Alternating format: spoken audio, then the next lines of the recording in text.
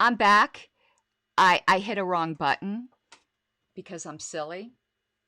I am completely silly and I hit a wrong button. So I'm giving you guys chance to come back on.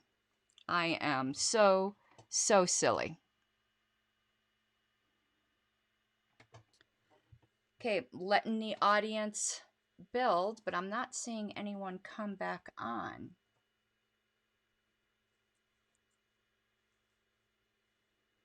So let me see here. Okay, I see one person came back on. If you could let me know in chat if this is on both YouTube and Facebook. I hit a wrong button, like a silly pants, just like the silly pants that put the glove on the wrong thing. I'll have to piece these together in post-production, but we're going to continue, and I am so sorry I hit the wrong button. Just to explain, I have these scenes set up, and I'm supposed to hit it. Awesome, James. So I'm sure it's on YouTube too. I'm supposed to hit it so that it just goes to the next scene, and I must have hit the wrong thing and put end broadcast. Derp. Okay, so let's continue here with where we were at.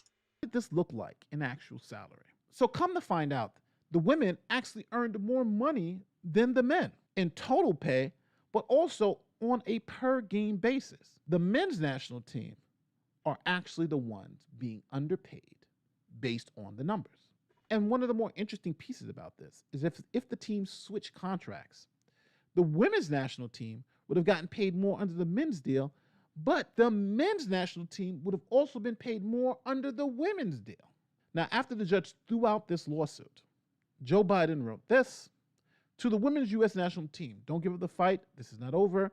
And to U.S. soccer, equal pay now, or else when I'm president, you can go elsewhere for World Cup funding. Hey, we shouldn't be funding fucking World Cup. Sorry. Just the stealing my money for shit that I don't even watch just really burns my biscuits. But Joe Biden, you're a liar. The women made more than the men. Stop kissing female ass for no reason. There is legitimate issues in the world in which women get the shaft, just like there's legitimate issues in the world where the men get the shaft. Don't lie. Don't lie, Pinocchio. Find an actual issue. My God.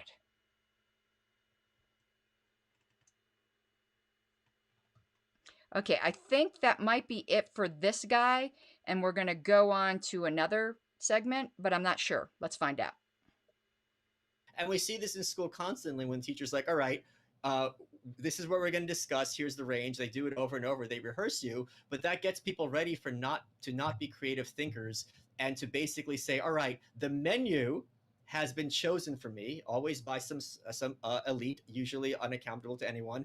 And now I have to pick from these choices. Well, if I'm a vegetarian and I'm at this steakhouse, I don't want to eat these sides. Well, too bad, social contract. That to me does not sound very coherent. So as soon as enough people realize that this is something that has legs, it's going to be very easy to get a lot of what we want, for the simple reason that an informed, educated, and motivated cadre is going to be much more efficacious than a mass population which doesn't really have any ideas of its own and is just going to follow the trends of the moment. Okay, so the context here is that Michael Malice is talking to, that's Jason Stapleton, on anarchy. And I got to tell you several observations here. I don't care for Jason Stapleton's new show. Part of it could be because I am a bit salty about the way he left his other show and the way he screwed the people that were in the Jason Stapleton group. And I know he's going to get all mad at me because he gets mad when I say things that he doesn't necessarily agree with or has a different point of view. This is just a different point of view. The people in that group did feel screwed with the way he just abandoned them. He got them all riled up and gave them all these visions of this plans he had for this libertarian activism thing. And I get it. Your life changes. You can't always do everything.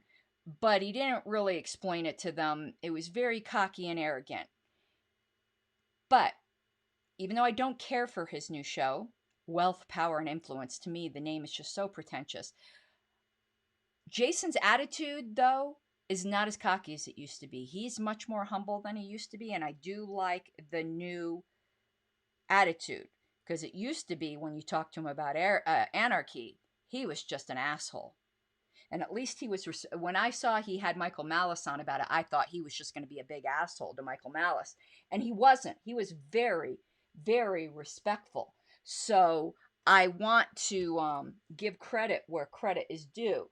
The fact that I don't like his new show, that's not anything on him. It's just not my cup of tea. You know, it's just not my type of subject matter. I loved his old show. It's just, I'm not his target audience. That, so that it's just stating a, you know, I like vanilla ice cream rather than chocolate type thing. But I really liked the way he interacted with Michael Malice. And Michael was saying, he was taking Jason to task basically for saying anarchism was some kind of utopian thing. And Malice was telling him what the actual problem was, the way we're indoctrinated. And how crazy is it if you were a vegetarian, but the menu was set for you and none of it was vegetarian, and so you have to eat meat because social contract. And I just thought it was such a great argument that got down to first principles as to what the actual issue is. And again, kudos to Jason for being respectful to him. I think my next clip, though, I didn't realize Mr. Kingpilled, who I'd watched some of his other content, and I know I'm sounding so critical today. Am I being bitchy? Maybe I'm being a little bitchy. I've had insomnia really bad. But I can tell you, I'm sure that guy's a great guy in person. I don't like pretentiousness at all. As you can tell, one thing I am not is pretentious. Like, I am cussing, whatever, just, you know, your average, everyday. I don't like pretentiousness at all. And that guy, Mr. Kingpill, strikes me as pretentious. It might just be how he is. Some people think the words I use can be a little pretentious now that I think about it, because I just happen to be blessed to grow up around books, so I have a pretty large vocabulary. And to people who don't have the same vocabulary, I can come off as pretentious. So I get it. This isn't, again, I'm not attacking him as a person. I'm just saying the style isn't something I like. The second part of the style is it's word salad. It's blah, blah, blah, blah, blah, blah, blah, blah, and I can't take that. I had enough of that with Mike Shipley. Mike Shipley ruined me for word salad for the rest of my life. But I also tend to think word salad is a way to make yourself sound smarter than you are. You're usually not half as smart as you think you are. So, again, this isn't, I've never met him. It's just not my style. Most of this is a style critique. Some people don't like listening to women with pink hair. It's just a style thing. But it just rubs me the wrong way. So Michael Malice is talking about when he goes to certain events and people get to ask him questions. You know, Michael with his autism jokes, which I think are hilarious, and I have autism, will say, "Oh my God, I can't deal with these autists. They lead off their question with like these novels of explanation, and it's just like, get to the question already." And after Michael says this, immediately after, that's what Matt does. He does this blah, blah, blah, blah, before he gets to the question. And I'm like, oh my God. It just turned me off really badly. Let me check out the comments here. So I believe that's the next clip. Yeah, so Daniel, I'm going to put these up here because not everyone can see them. Says Matt is definitely comes across as a little intellectually elitist. I think more than a little, but I think he's a good dude. Don't know him, probably is. Yep, the word salad. Oh my God, I just want to puke. Yep, I agree with Joe here. When you talk like that, to me, it's to impress yourself.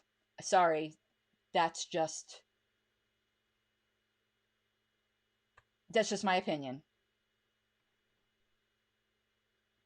So, um, let me remove this from the podcast. How do I? Okay, so let's see if I have the clip order right, and we're gonna dine on word salad right now. Wow, that's impressive. Oh, maybe not. What happened to it? The person I was most impressed. Come on, I had this clip. And we see this in school constantly when teachers Where like, is all right, it? It might be this coming is what up. we're going to discuss. Here's the range. They do it over and over. Okay, I'm sorry. It's coming up here somewhere. I have it out of order. When we see Matt, you'll see what I mean. I feel like an idiot now. I feel like an overly verbose, intellectually elitist idiot for introducing it, and it doesn't even come up. That's God's way of keeping me humble, I think. I know it's in this here somewhere, but let's just continue. You know me, I just jumble all these clips together. But I'm going to be dealing with a lot more, Matt, because people have asked me to, but my patience is going to run real thin because all I hear is Mike Shipley. Wow, that's impressive. I'll tell you the person I was most impressed with, who I completely did not expect. It seems like these clips went out of order on me Senator somehow. Cynthia Lummis, excuse me, who I had never heard of. Yeah, what state is she from? She's from Wyoming. She's a first term U.S. senator, so she's in her first year. Just got elected in these last elections. I had no idea who she was. I saw on my schedule there's a senator who I'm introducing today, and that's enough to kind of get your attention. Like, oh, look, a senator. And I figured she'd be some Republican freedom senator. Yeah. She'd say, hey, we should lower taxes, and capitalism is better than socialism, or something like that. The liberals, So I go up there, and she's got her guy, like her chief of staff or advisor, or whoever the guy with her is this guy Tyler Lindholm, and he is. So I go backstage, and someone was like, oh, here, let me introduce you to the senator, and we start walking over toward him, and this Tyler guy, this huge, big, military looking guy, with like a cowboy hat and boots on and everything. And he literally looks at me, makes eye contact, and he goes, no way, Dave Smith. Oh, dude, it's so nice to meet you. I'm a huge fan. And he goes, I'm a huge fan of yours. He goes, dude, did you see Scott Horton last night? He was so great, and blah, blah, blah. He goes, oh, it's such a bummer Tom Woods couldn't be here. And so right away, I'm like, whoa. What? Like, he's naming all the unverified people and not the blue checks that matter. That's really that's exactly right. Yes, but that's why she's the junior senator. That's not why. That's not why. So right away, I'm kind of like, well, this is not what I expected at all. Like, okay, and I was like, oh, thank you, very nice to meet you. Talk to the senator for a few minutes. I introduce her on stage. She goes on and gives a 30-minute speech about monetary policy. No, I'm talking. Are you serious? Michael, she was excellent. She starts talking about fiat currency, fractional reserve banking, the destruction it holds over the economy, and how much power it gives the political class. Starts talking about how the answer is Bitcoin and 100% reserve requirements on banking. I mean, like, I'm sitting there just like with my jaw on the floor in the back. Like, this was not at all what I expected. So afterward, I talked to this Tyler guy for a little bit. He's hardcore. He's with the Defend the Guard movement. I don't know if you know about those guys, but it's this group of anti-war combat vets who are pushing state legislation to deny the Federal Reserve access to the reserves, so that they can't. This is porn. It's unbelievable. Now they're going around. They fail at a lot of these state house votes, but they're giving speeches. It's the most powerful thing ever, because it's not like hippies who are against the war. It's badass combat vets who are telling you exactly why you do not, short of a congressional declaration of war, you do not have the right to use the national reserves. You know what I mean, for your foreign affairs. So he's great. He's like this guy. And then I went up to her and I was like, hey, Senator, I got to say, I'm like blown away. Like a senator who's like understands monetary policy. Like, I felt like I was watching a unicorn out there. Like, I didn't think that existed.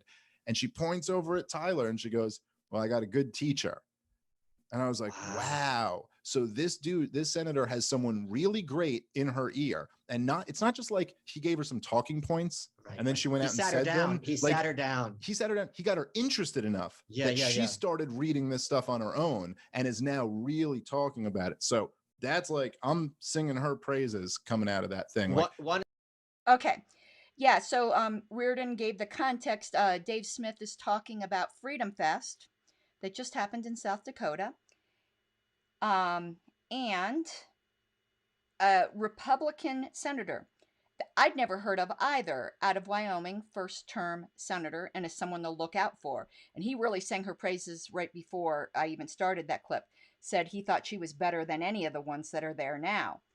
And he was really shocked because, you know, it's Freedom Fest. You get a lot of quote-unquote liberty Republicans there, and you don't really expect too much. You know what? I'm really irritated that clip wasn't Mr. Kingpill. And I think before I go on to the next clip here with Michael Malice, and thank you, Jacob, for the super chat. And I'm gonna stick you up on screen here to interact with your comment. I'm gonna scroll through while I have you guys here to see if I can find that Kingpill clip, because I feel like such a jackass for introducing it and then it not being the next clip.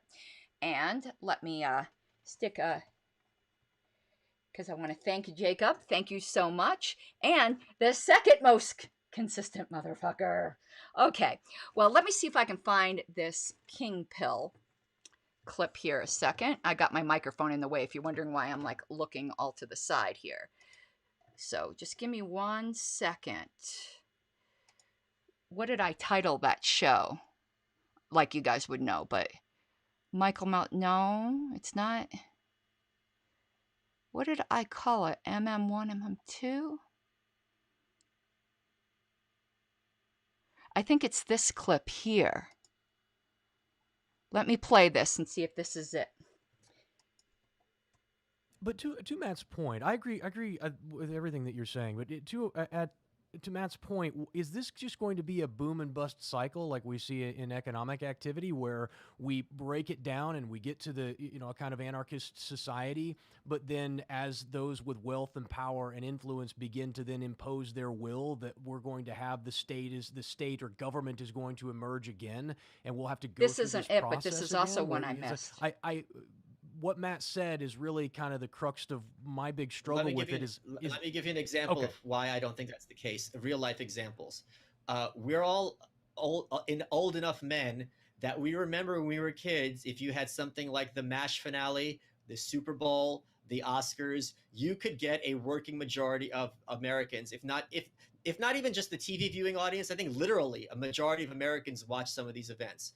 It is now impossible, other than, let's suppose, George Bush's speech after 9/11, which was like a national, traumatic emergency situation, to get a majority of people to agree. When we were kids, there were like 5 or 6 record labels, and all the music you listened to on the radio was coming out of one of these record labels. Now, there's no barrier between the musician and the audience. So the idea that in a free society, things would consolidate into a government, if you look at every market that we're dealing with in our lifetimes, the trend has always been toward more choice, and it's always been toward more choice even within an individual company. I think we're all old enough to remember this happened in the 90s, when every terrible stand-up comedian, by which I mean Dave Smith, would go on stage and do jokes about like, oh, when I was a kid, you had Coke and Diet Coke, and now you've got caffeine-free cherry Diet Coke. Where does it end? And that dumb joke, which I'm sure Dave Smith uses all the time, makes a point, which is in every market, things are getting more and more options for the consumer, and they're not being consolidated to what they would love, which is just Coke versus Pepsi, and everyone has to drink soda by law. Okay. All right. That wasn't the clip either. I apologize, guys. I think I didn't load it up. So next time I do the Liberty Boudoir, I'm going to have to include a lot of Matt, because I owe it to him, A, for like talking shit, and then not, God really taught me a lesson, didn't he? He was trying to teach me a lesson in humility for talking shit, then not having the clip. sorry, but this was a good clip as well. And thank you, Vertigo Event Productions, for the super chat. But crazy, I can't believe I did that. Yep, I talked shit. Should teach me not to talk shit. Okay, let me go to the next one where I think we're talking Freedom Fest. Yeah. But to Matt's point, I agree. No, that we already did that. Okay. And I mean, to the point that even in the year 2000, right, which is following 8 years of Bill Clinton, if you listen to what George W. Bush campaigned on, what he campaigned on was a humble foreign policy. No nation building, no policing of the world. America is here to defend America. We need free markets here. We need deregulation. We need to cut spending and cut taxes. I mean, all of this stuff, right? And now you look at it and we're 20 years in to the 21st century. Right. And Republican presidents had 12 of those 20 years. And so if you can't look at it and just say objectively, by any of those standards of what those conservatives, the agenda that they wanted to put into action, none of it. And not only none of it, it's not like we didn't get that through. It went 8,000 miles in the opposite direction. And so it is interesting, and particularly coming off this Donald Trump thing where he was this huge middle finger to the establishment, and it's okay, now that failed too. So now what? Okay, and what Dave Smith is saying is how even the Republicans now don't buy the Republican bullshit. Like, they don't buy, oh, if only we controlled all the branches or whatever, because it's happened and nothing happened. That this is a great opportunity for us as libertarians because the Republicans do not even drink the Republican Kool-Aid anymore. And that was, I believe, the context of that. It's at least the lesson I drew from it, but I'm pretty sure that was the context of that. Somehow my clips got all jumbled up. So we're just having clip jumble today. God's keeping me humble. That's exactly what's going on. I think it also had to do with me having a terrible migraine earlier today. I can tell you that, and Diana earlier thanked me for standing up for liberty. So I appreciate that, Diana. And I had something I actually wanted to add to that. I've had terrible insomnia all week because frickin' LNC is giving me a nervous breakdown with the way you guys don't see what's going on behind the scenes. It's not good.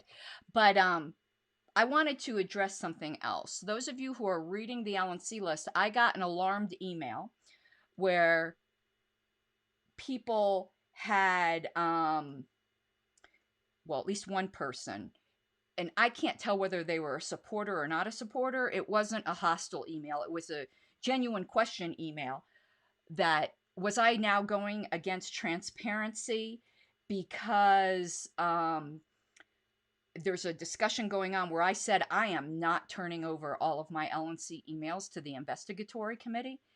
And somebody, I don't want to say accused me because it wasn't an accusatory email, but basically said, am I going against my principle of transparency? First of all, I've been on the LNC for 6 years now.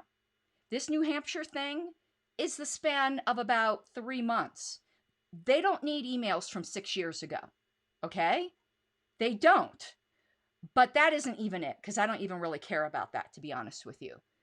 There are emails of which we have a policy where you can report harassment or other sensitive concerns.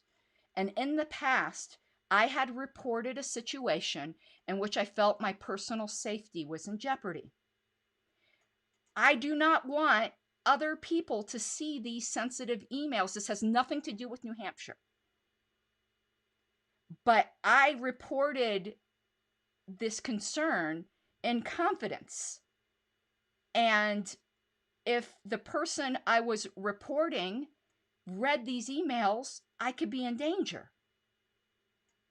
So hopefully you don't think then it's unreasonable that I don't want other people other than the chair, other than the people I reported these safety concerns to. That is all I don't want to give them. And I already talked to the New Hampshire guy about it. not New Hampshire, excuse me, the investigatory committee chair about it. And I told him I would turn those emails over to LNC counsel so that he could review them and make sure they had nothing to do with New Hampshire. But it is not unreasonable, if I am in fear for my safety, to not want to turn down where I turn over where I was reporting a current safety concern. This isn't a safety concern from 6 years ago either. It's current. This was like in February. Has nothing to do with New Hampshire because the New Hampshire issue became ripe at their convention, which was in March. But don't come at me saying I'm not anti-transparency or I'm trying to hide something.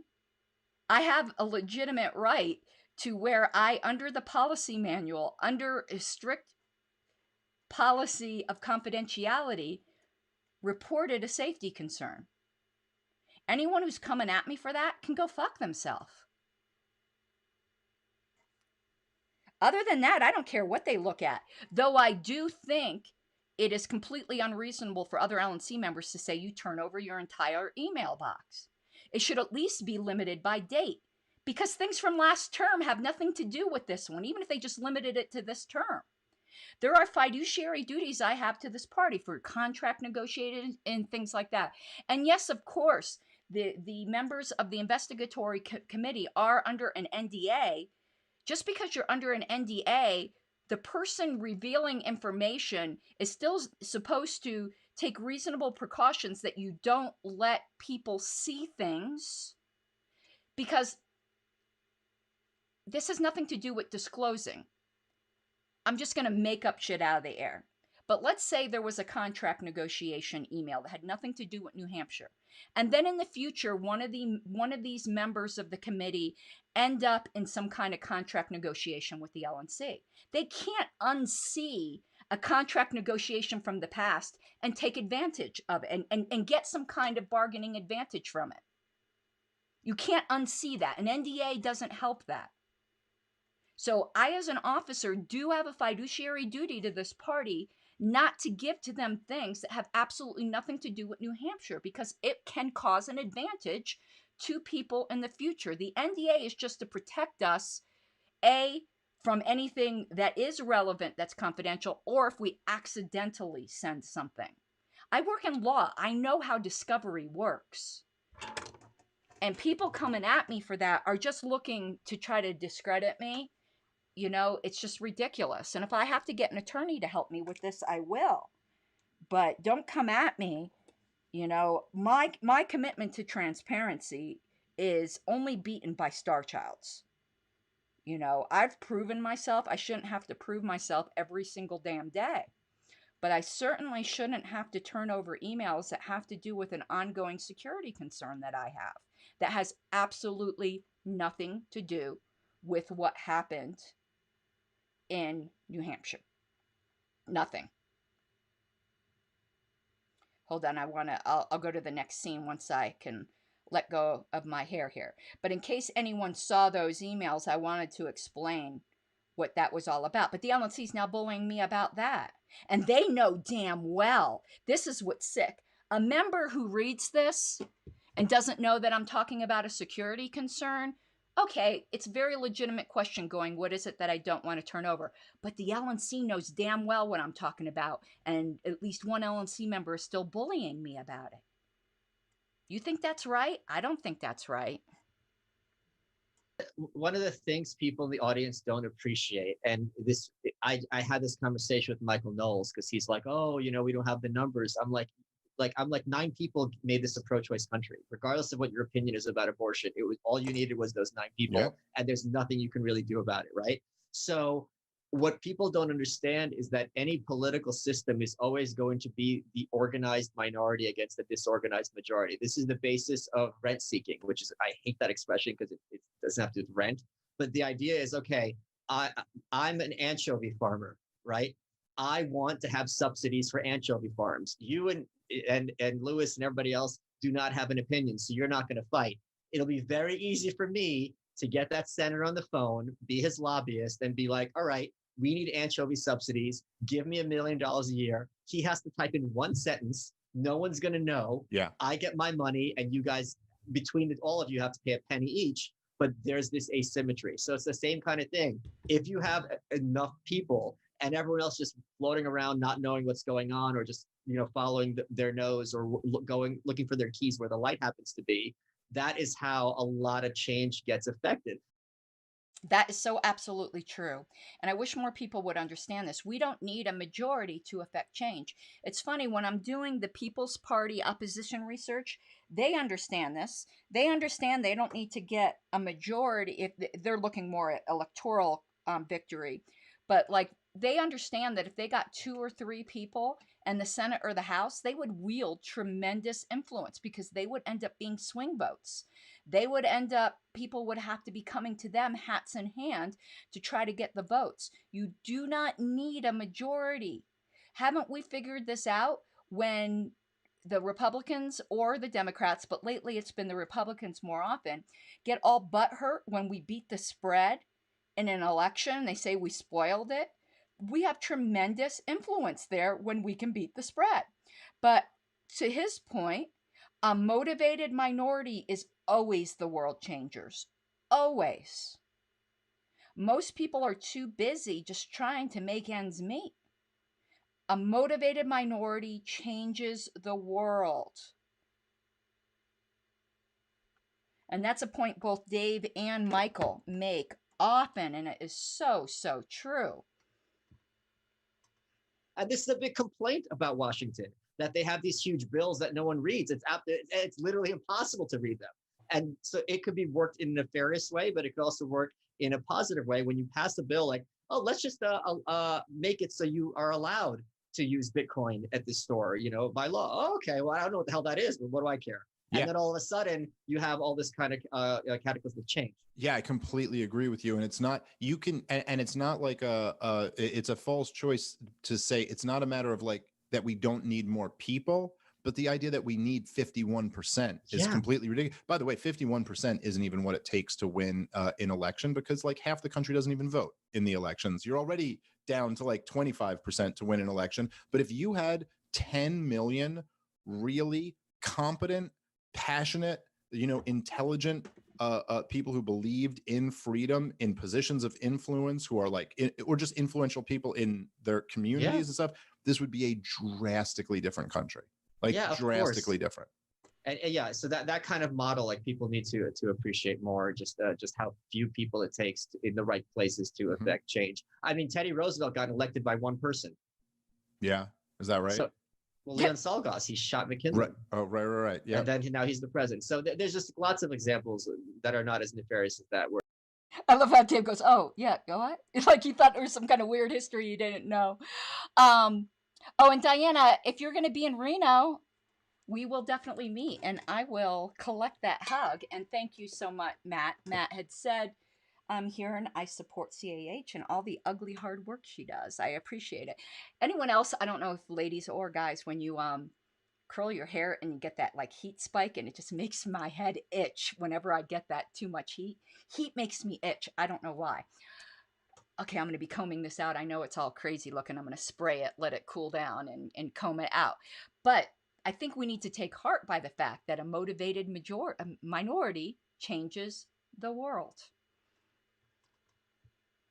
And as you pointed out, I always loved this tweet that you had. This is from years ago. You said something to the effect of, I wonder how, what percentage of the American people realize that the NRA is the moderate wing of the I was guns on rights. Kennedy, and I said the NRA. I said, like, they're regarded as, if I'm not mistaken, they're regarded as kind of like the sellouts. Yes. And the panel and Kennedy laughed at me. And I went on Twitter and I go, am I wrong? And the gun people are like, no, we hate the NRA. They're the complete sellouts. And Cody Wilson, who was the guy behind 3D printing guns, said the NRA fought us because, and it makes sense strategically, because their concern was that the Second Amendment would be adjudicated to not be an individual right, then you're really screwed. But the point is, they were not at all like, rah, rah, rah, this is our workaround. And they've been responsible, or at least haven't fought many of these gun restrictions. No, the president of the NRA got on stage at CPAC earlier this year and said, if you want to solve gun crime in America, there's only one thing you need to do, No, and no, that no, is no, no, no, no, no, no. enforce existing No, he gun didn't say laws. that. He said that. Swear to God, go check it out. Said enforce. I loved Michael Malice. No, no, no, no, no, no. Yep. My husband is big Second Amendment guy. You know, I'm a pacifist, so I don't know half of this shit. But yeah, he likes gun owners of America. The NRA is they'll sell your rights down the river. You know, I'm glad at least they partially believe in gun rights, but they're not the champions of gun rights by any stretch of the imagination. And half the time they won't endorse a libertarian candidate that's much better on gun rights than some gun grabber Republican.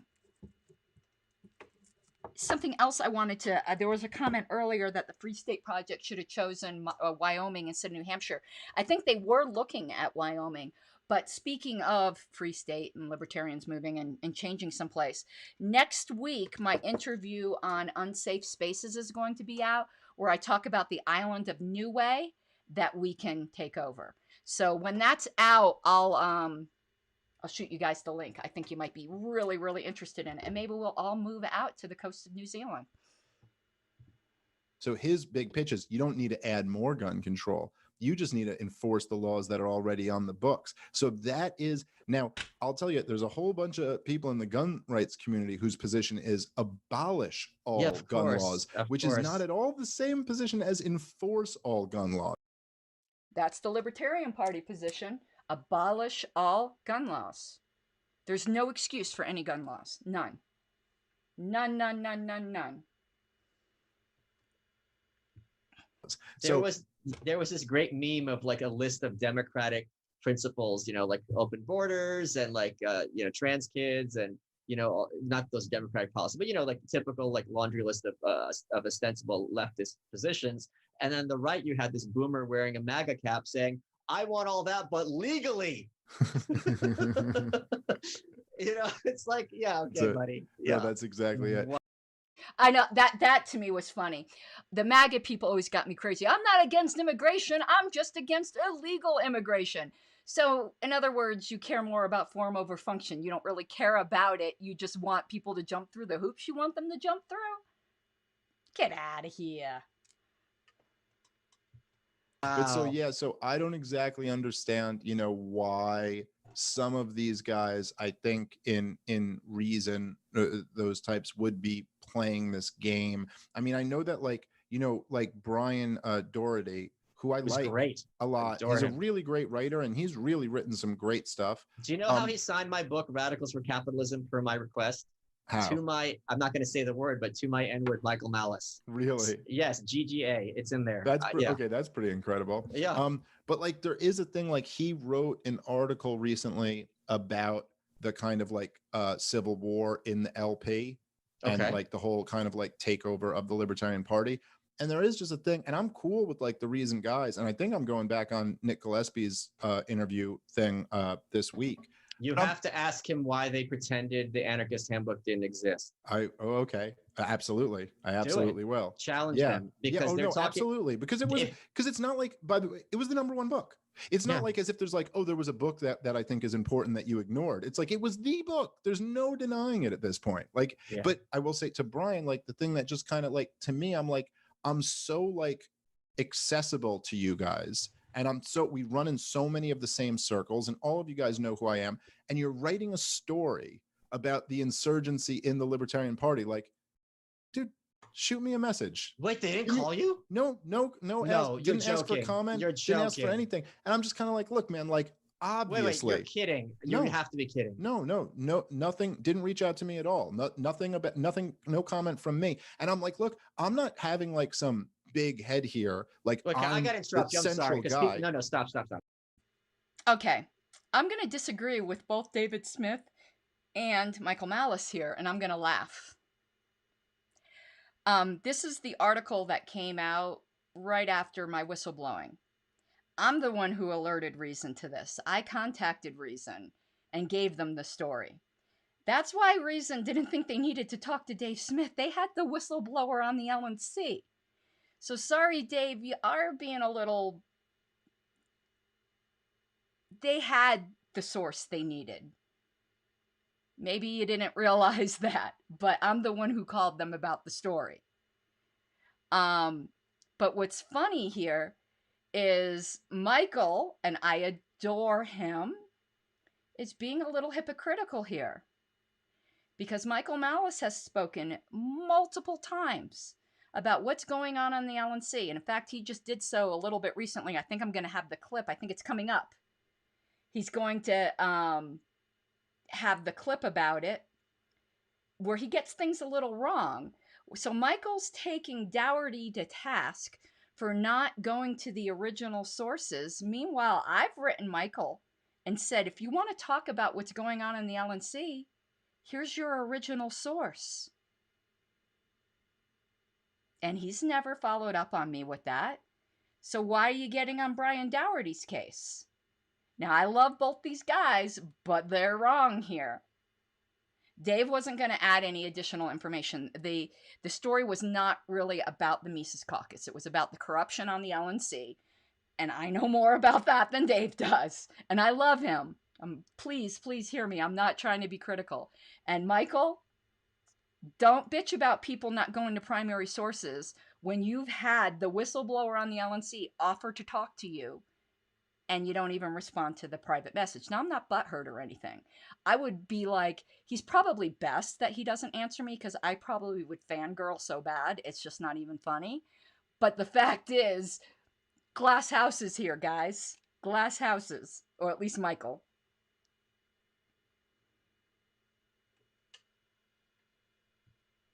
Because I have to interrupt you, because people don't appreciate how this works.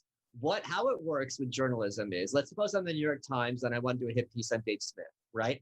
I write up my article, I email you at 4 o'clock, and I say, I've got a deadline at 5. What is your answer to this laundry list? Dave Smith could not be reached for comment, right? They all do that to cover their ass, because if you're writing about someone, it is journalism 101 that you make some pretense. It's not often completely insincere of reaching out to the party involved. But I would not expect Brian to make a false pretense like that. I don't think he's that Brian's type of a decent dude. Yeah, he's a decent guy, and he's a good and he's a very good and I think honest writer. But I'm just saying, like, it's not like me being like gassed up about my own role, but like if the article is if the article is about the insurgency, this movement taking over the Libertarian Party, then I'm sorry, there's one guy to go get comment from on that, and it's me. Like, I'm the guy to go talk to about that movement. And so I was just kind of like these things where I'm like, well, why not at least, if you're going to write this piece, like, make it a better piece? See, I thought it was a very good piece, actually, and I'm going to disagree with Dave here. Again, no offense, Dave. But I think the one guy actually to talk to would be Michael Heiss. He's been at this. He's the guy who ultimately started all that. But I don't think the story was about the insurgency. I think the story was about the LNC corruption. But Dave's point is fair. The article could have been better if they talked to Dave or Michael.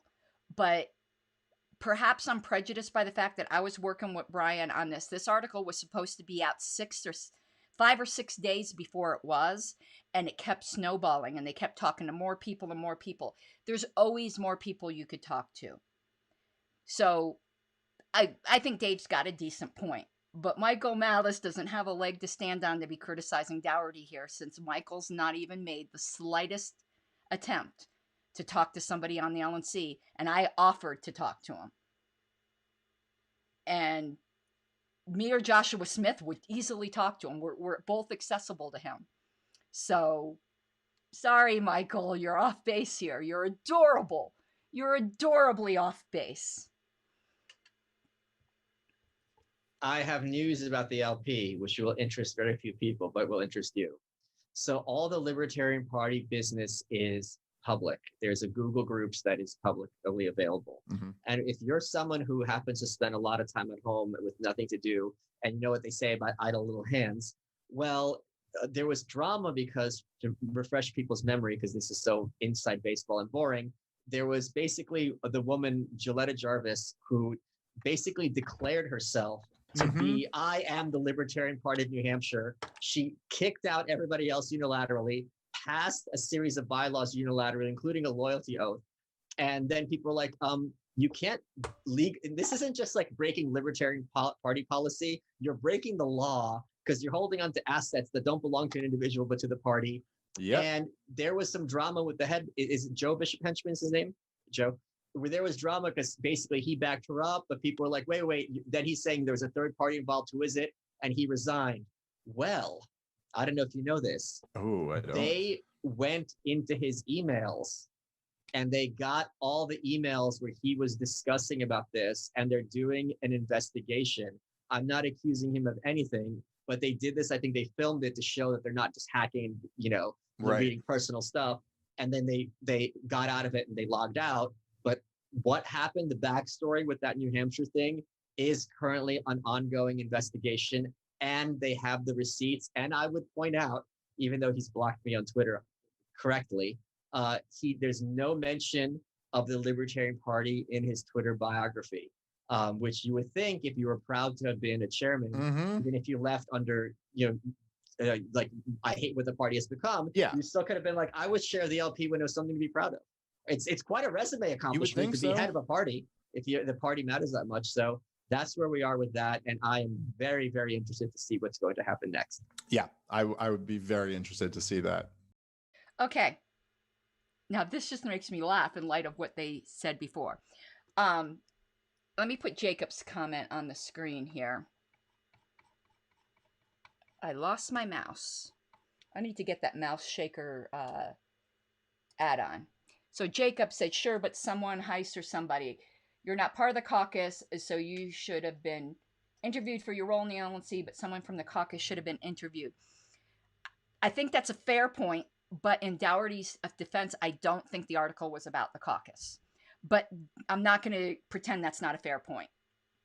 But to get to what Michael had said, considering what he just said, and on his program, he's talking about what's going on in the LNC, and he has someone from the LNC who's willing to talk to him, yet he didn't talk to them.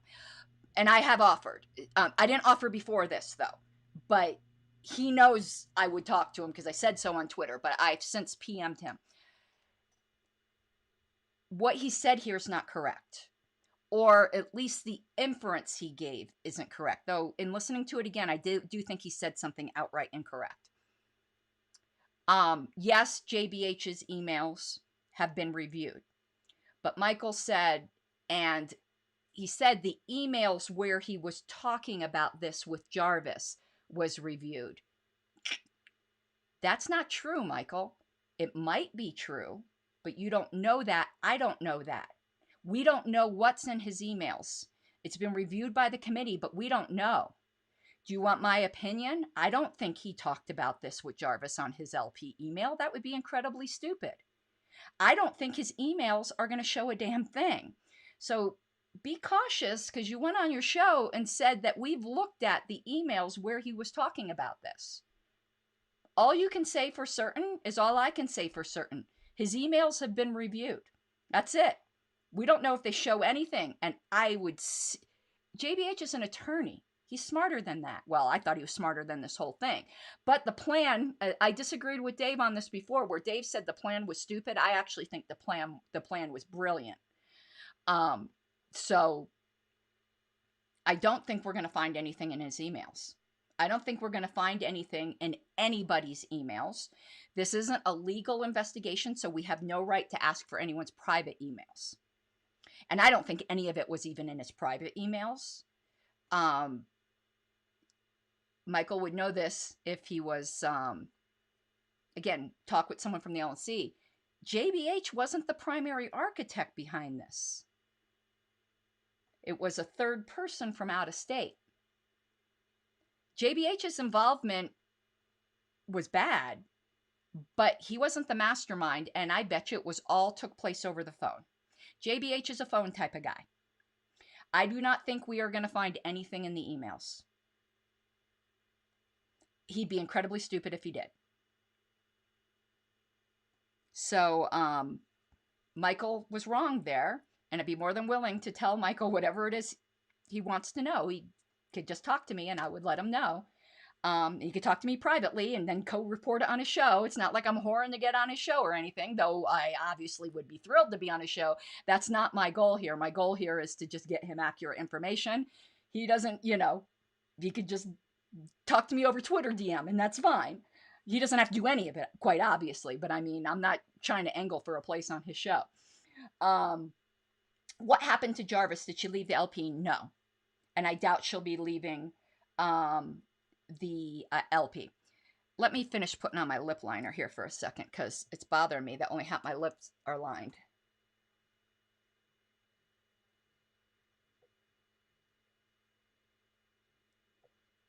Okay, and we'll put on the lipstick in a minute, but I at least wanted to get my whole lips aligned.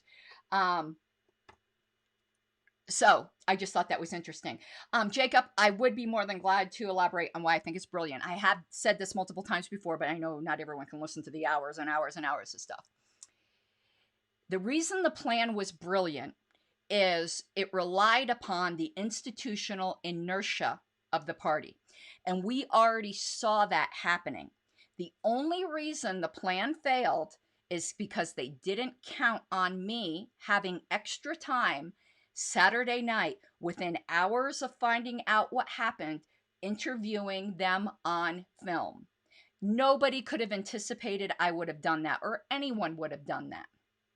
If I hadn't done that, which is why I've been attacked so viciously by the LNC and by all the right people for doing that, claiming their claims are ridiculous. Anybody will tell you talking to witnesses close in time to the events is the best possible thing you can do. If I didn't do that, the outrage would have lasted a couple days. All JBH would have needed to do was stonewall for a week at most before the institutional inertia would have kicked in and everyone would have just thrown up their hands and said, let New Hampshire handle it. You already saw that happening. And possession is 9/10 of the law. Jarvis was in possession of the party at that point and its database. The LNC would have thrown up its hands. I would have screamed and yelled, but I would have had no proof. And she would have walked away with the party. It was a brilliant plan. And it would have worked. If it wasn't for those meddling kids, I would have gotten away with it. Okay. Yeah, so I think one of the things that corporate media does is it teaches a lot of people that they're the good guy, and the good guy by definition can't do bad things, and they never have to worry about, well, what if the bad guy's stronger than you? Like that happens a lot. Like you're like a big dude just beats the crap out of you, but he's clearly the bad guy, but he still wins. But also, you know, if you're so sure you're the good guy, sometimes you allow yourself to do things that are pretty bad. But since you're so sure you're the hero of the story, because I hate racists, therefore nothing I do is wrong.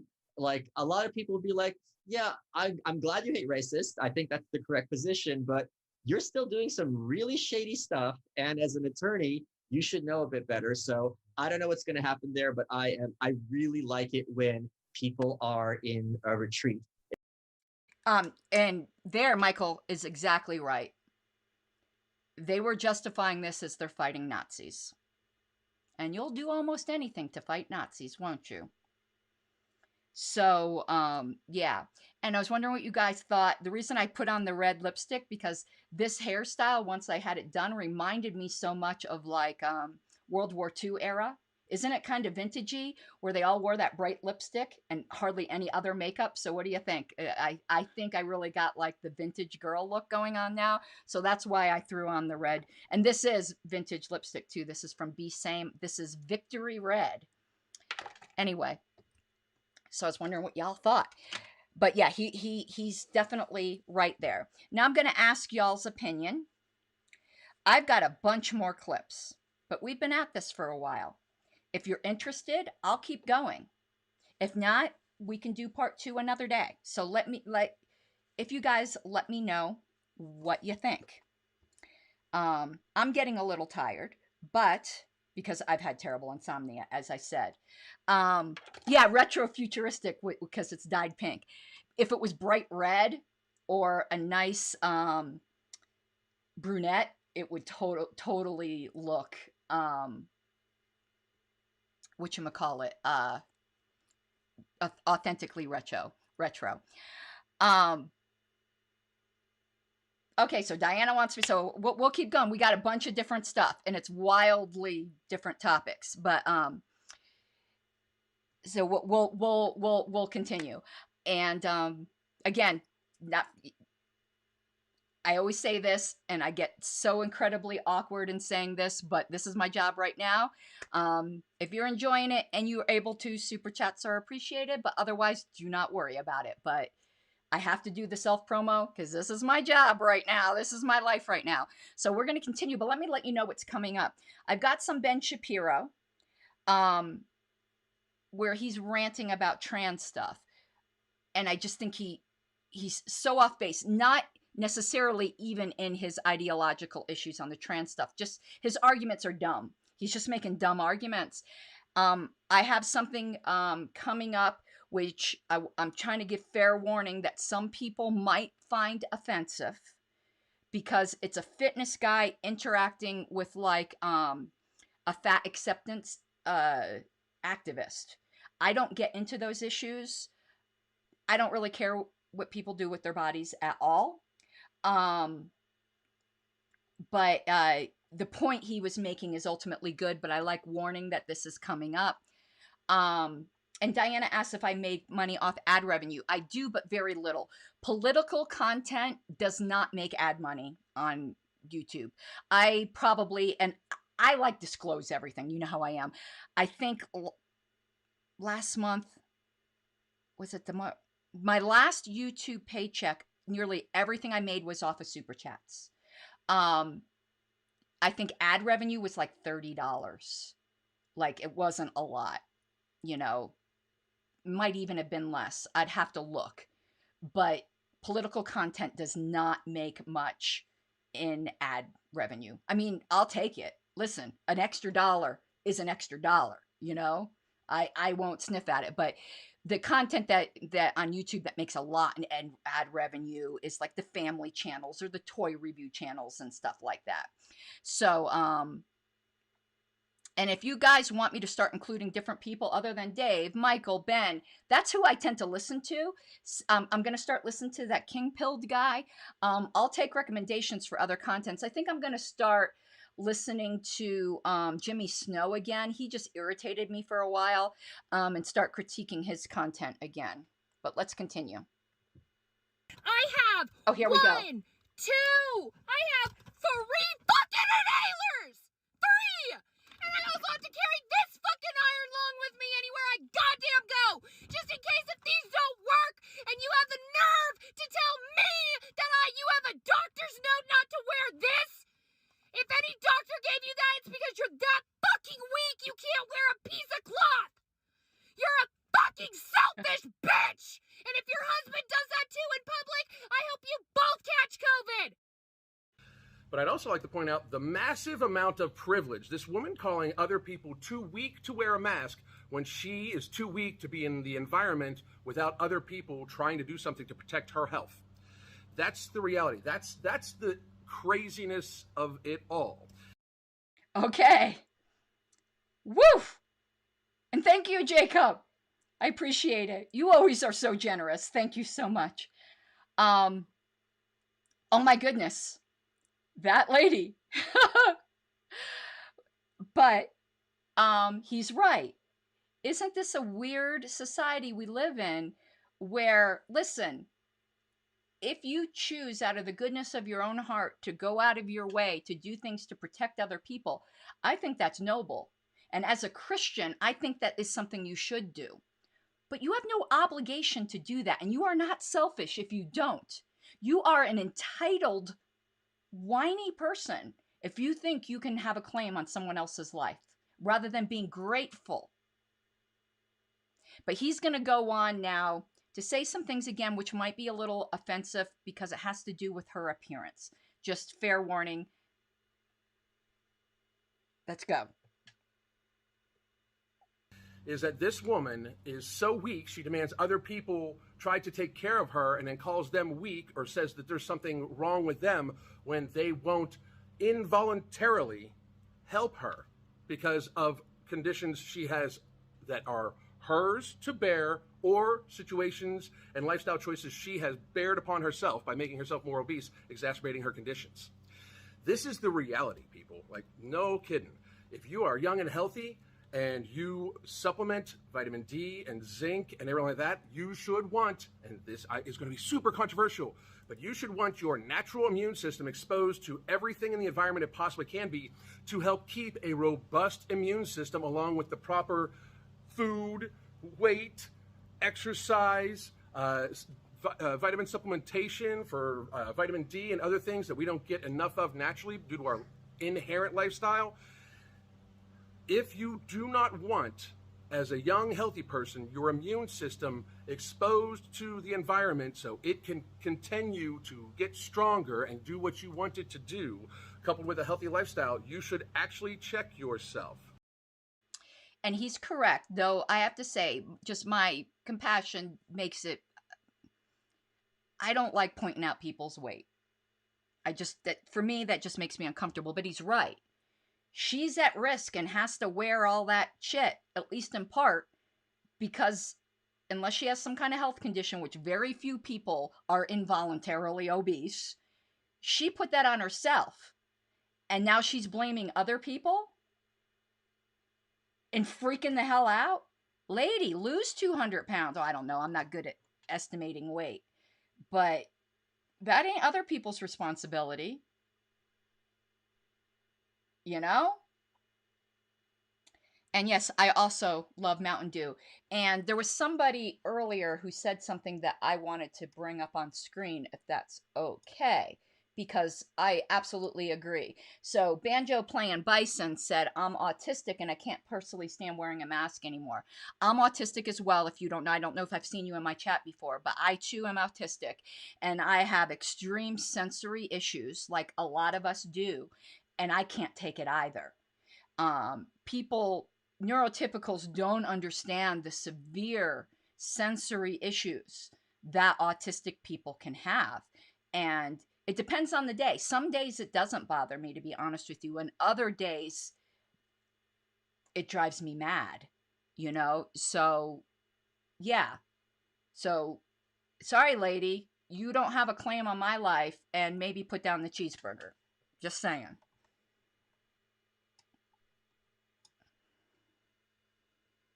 We were talking about this yesterday. I went to a skate park over the weekend, and skate park's notorious for kids being punk rock, fighting with security guards, vandalizing property. And you know what the graffiti was at the skate park?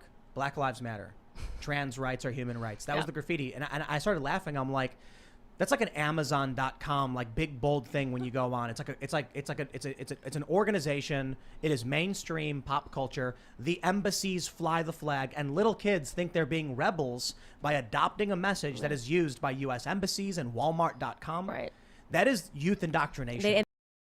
Okay, he was interviewing Candace Owens there, and I can't stand Candace Owens. Sorry if you like her, I can't stand her.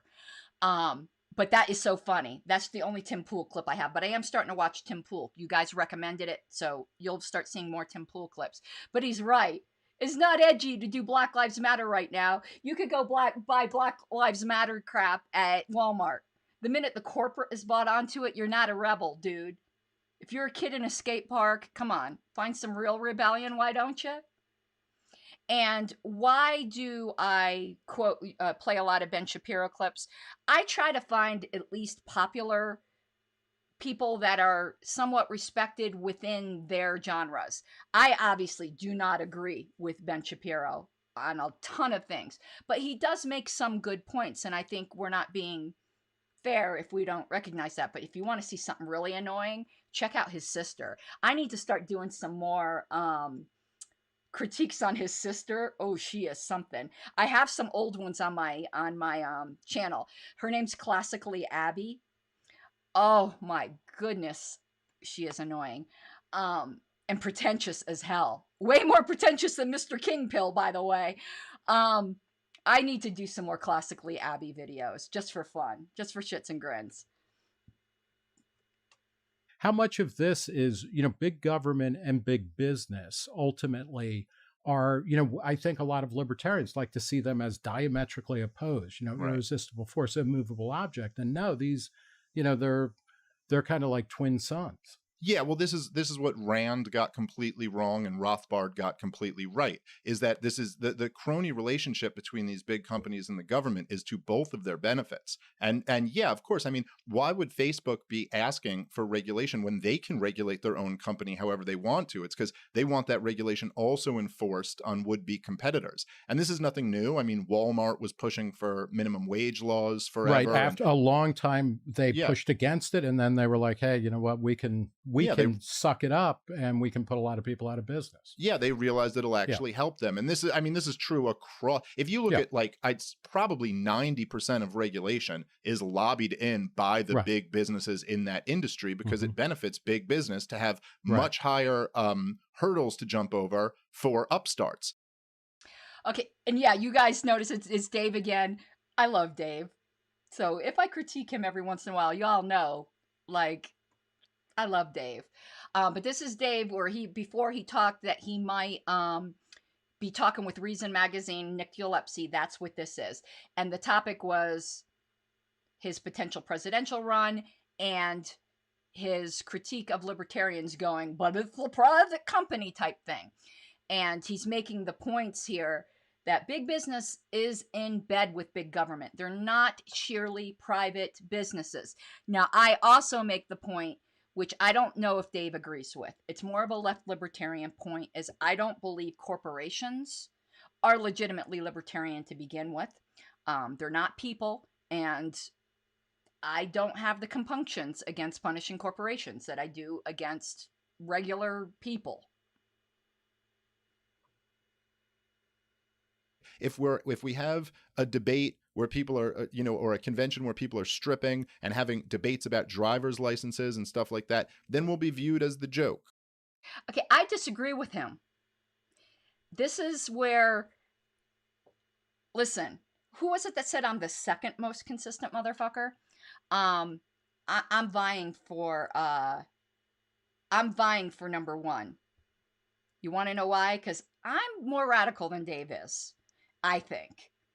Maybe him and I need to have a measuring contest. Because here, I disagree with him. Not with the stripping thing. That was just totally stupid. But to poo-poo arguing about driver's licenses are a big freaking deal. They are a huge government intrusion. And you shouldn't mock saying that should be a topic at a libertarian convention. It's a classic show me your papers, Fraulein. You need a license in order to freely move around using modern conveniences? Hell no. Hell no. Hell no. And I'm disappointed that he made that like it was a silly, kooky issue. Can you imagine if we didn't have driver's licenses today and then they got instituted tomorrow? What a big civil rights violation they would be viewed as? Why are we viewing them as any less just because we're used to it? The kids growing up today are going to be used to lockdowns. Does that mean it's okay once because they're used to it? And I know the legal status of corporations. I'm a corporate law paralegal. Doesn't mean they're people. They're not. I did a whole show on that, by the way. And that's the state we're currently in. So let me follow up on that. At one point, you talked about how no revolution, and you were talking, partly the Ron Paul revolution, which of course was in the Republican primary.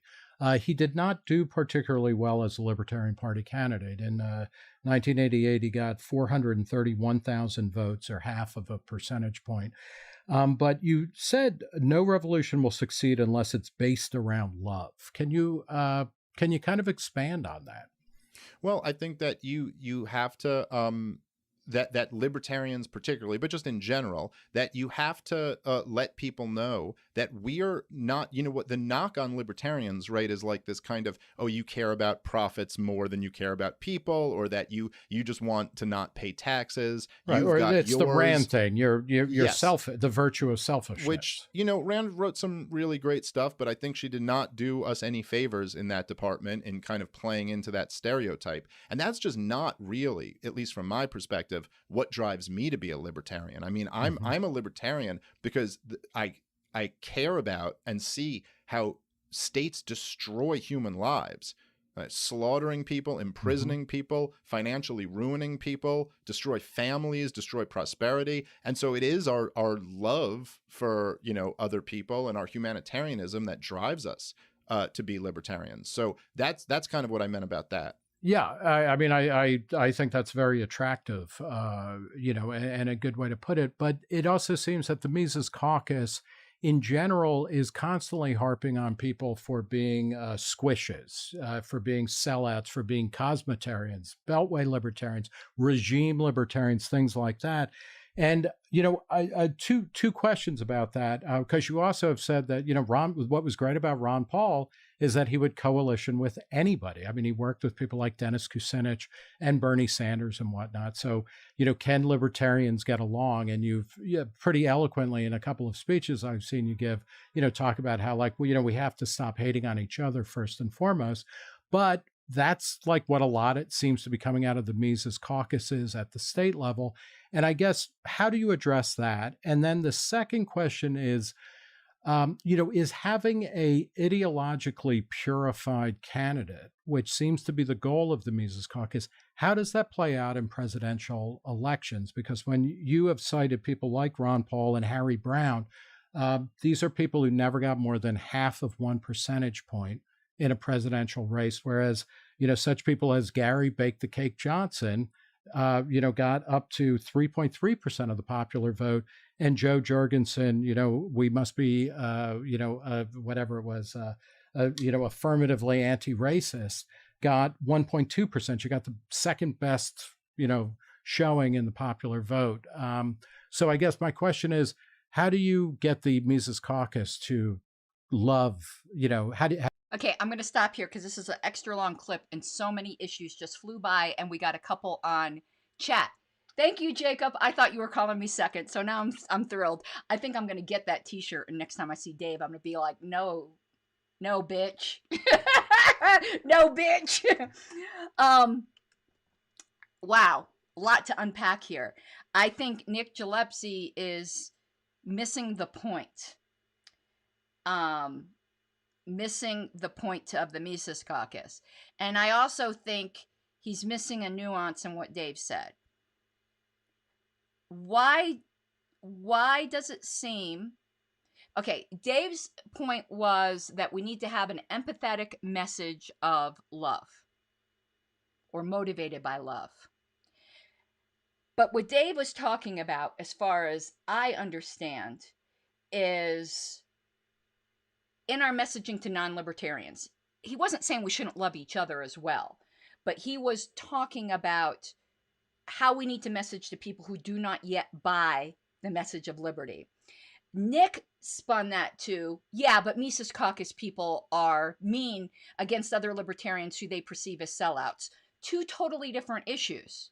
It's far more damaging to liberty to have somebody who claims the name of liberty selling out than to have somebody who doesn't claim the mantle of liberty holding the exact same position. So Nick Gillespie completely missed the point.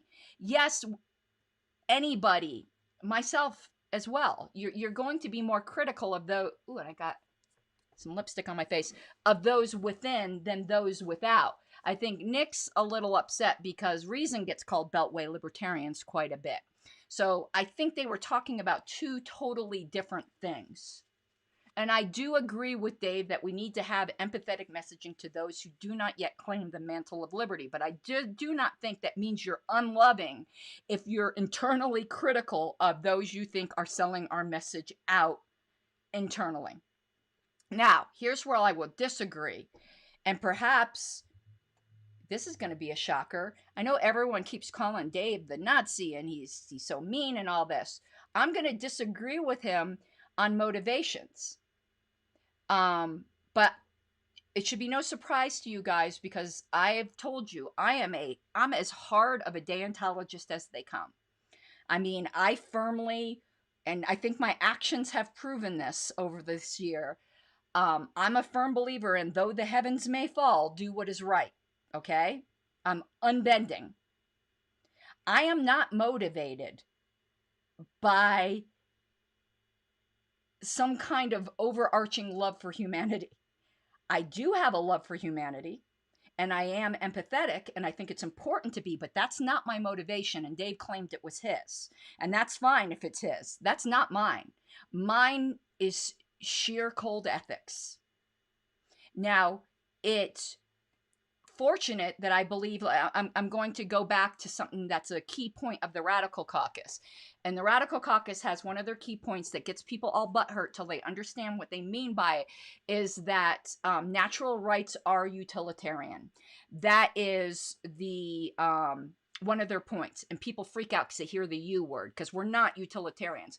But basically what the Radical Caucus is saying is that there is no conflict between believing in deontological natural rights and believing in liberty being good, generally speaking, for people. The two are not in conflict. But when you're coming down to first principles and your motivation, my motivation is not this is what's best for people. My motivation is this is what is right. And it also happens to be best for people. But my ultimate motivation is no, this is the right thing. Now, if it turned out doing the right thing made more people miserable, I might not be so eager to promote it, but I would still believe it. Because I am, at my core, a hard deontologist. And that's the type of person, actually, you want looking after you for your rights on the LNC. A hard deontologist. I can be a pain in the ass, and I can be difficult to get along with because of that, but you know I will never sell your rights down the river. Ever. I'd hurt myself first. Like, I do not do things that benefit me. I can't look at myself in the mirror that way because it's the hard deontologist. So that covered, I think, all of those points. But I want to deal with some of these driver's license points that were in the chat.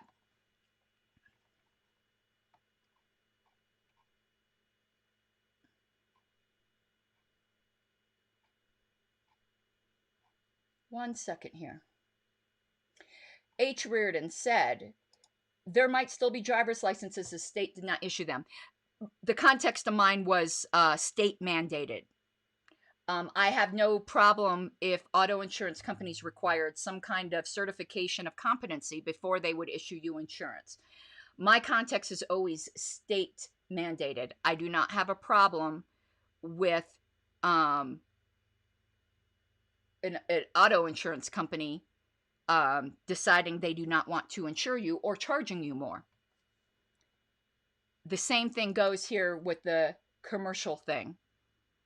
I would want pilots that have demonstrated competency, but I think that is up to the airline, not the state. So I do not think they should be state licensed. I do think the companies that hire them should have competency standards.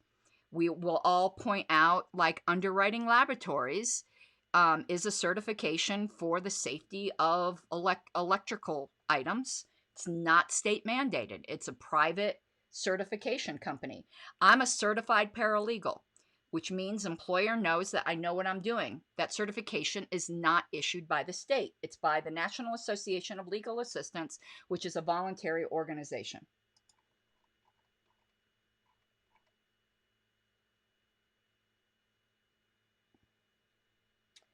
Okay. Yeah, Jacob, Nick was trying to take a shot at the Mises Caucus, I think. And I think it was somewhat self-defensively, again, because I don't really think Reason is Beltway Libertarians, by the way. I love Reason magazine.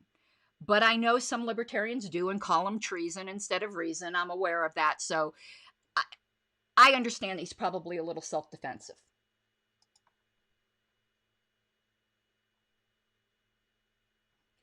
Yeah, Josh quoted Proverbs 18:24.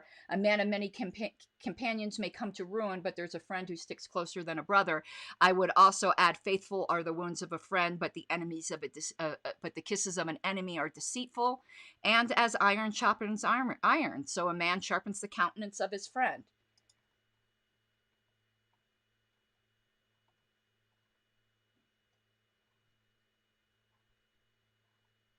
Okay.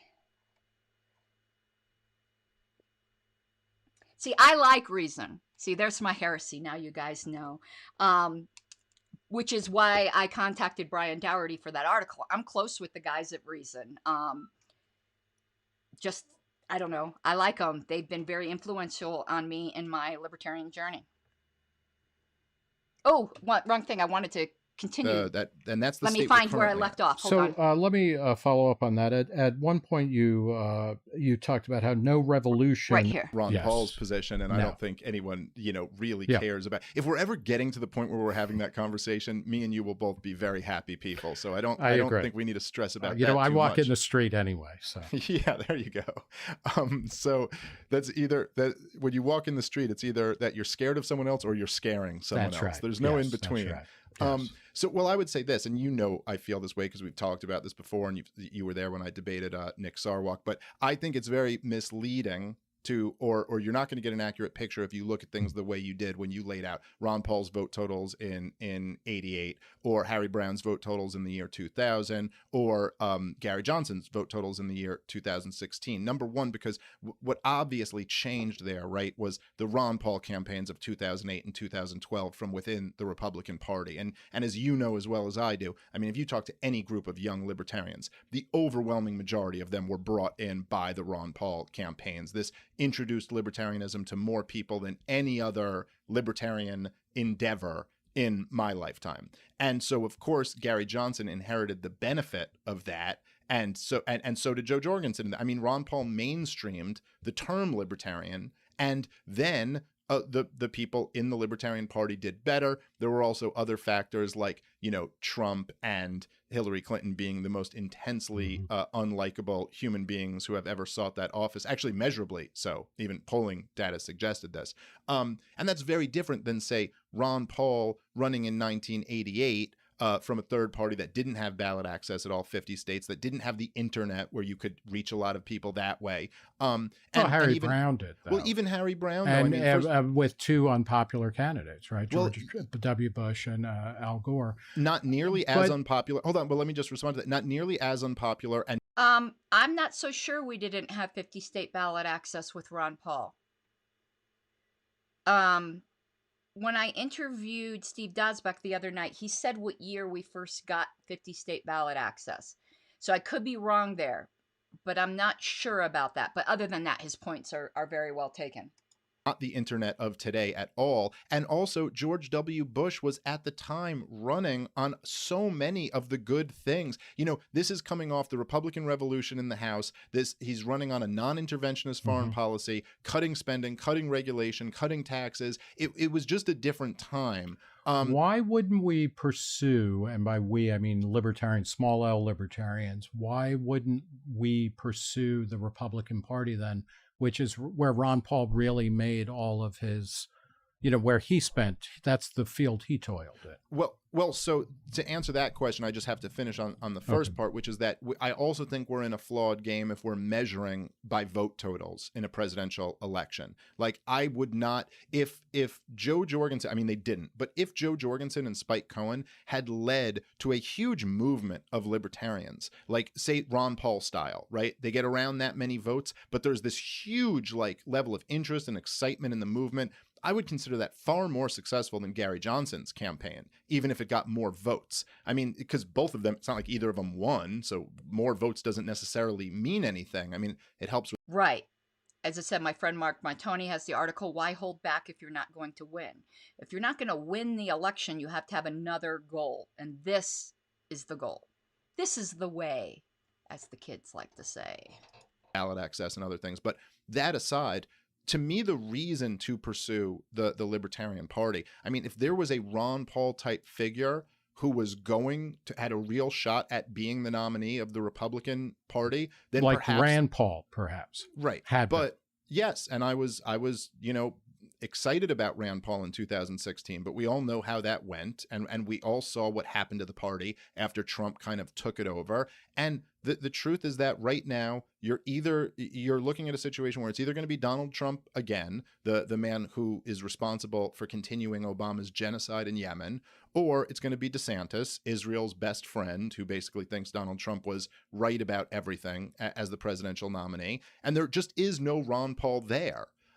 Whereas in the Libertarian Party, we do have a chance to really get a great libertarian, somebody who can actually, excite people, introduce these ideas to people, get on big platforms. We don't need the corporate press nearly as much as we used to. We don't need the debate stages as much. There are alternative platforms that are actually not the alternative platform anymore. And then he goes on to point out like how Joe Rogan has a bigger reach than the lamestream media. So I wish I didn't clip it right before then. I realized now that I did. I think Dave Smith is absolutely correct. Absolutely. Like, hallelujah. There we go. You said that one of the problems with libertarians is that they're basically not willing to take stands in culture war issues. And I'm quoting from the show, if you can't state a preference between a child being raised by a parent or being dumped in daycare, why should anyone take you seriously as a person? This is one of the things I've been stressing for years now, and it's something libertarians need to learn. Libertarians need to learn their cultural lesson or this whole movement is going to be in big trouble. It's not like families just decided they don't want to raise their children anymore. You had a second wave feminist movement largely funded by the government. Is that the message, in a cultural arena that you're going to bring to a kind of libertarian presidential run? No, okay.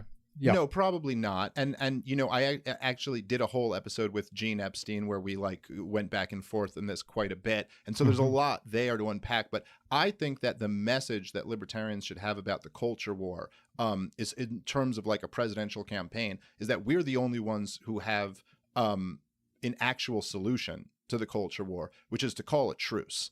And that I think that the culture war essentially is driven by the size of government.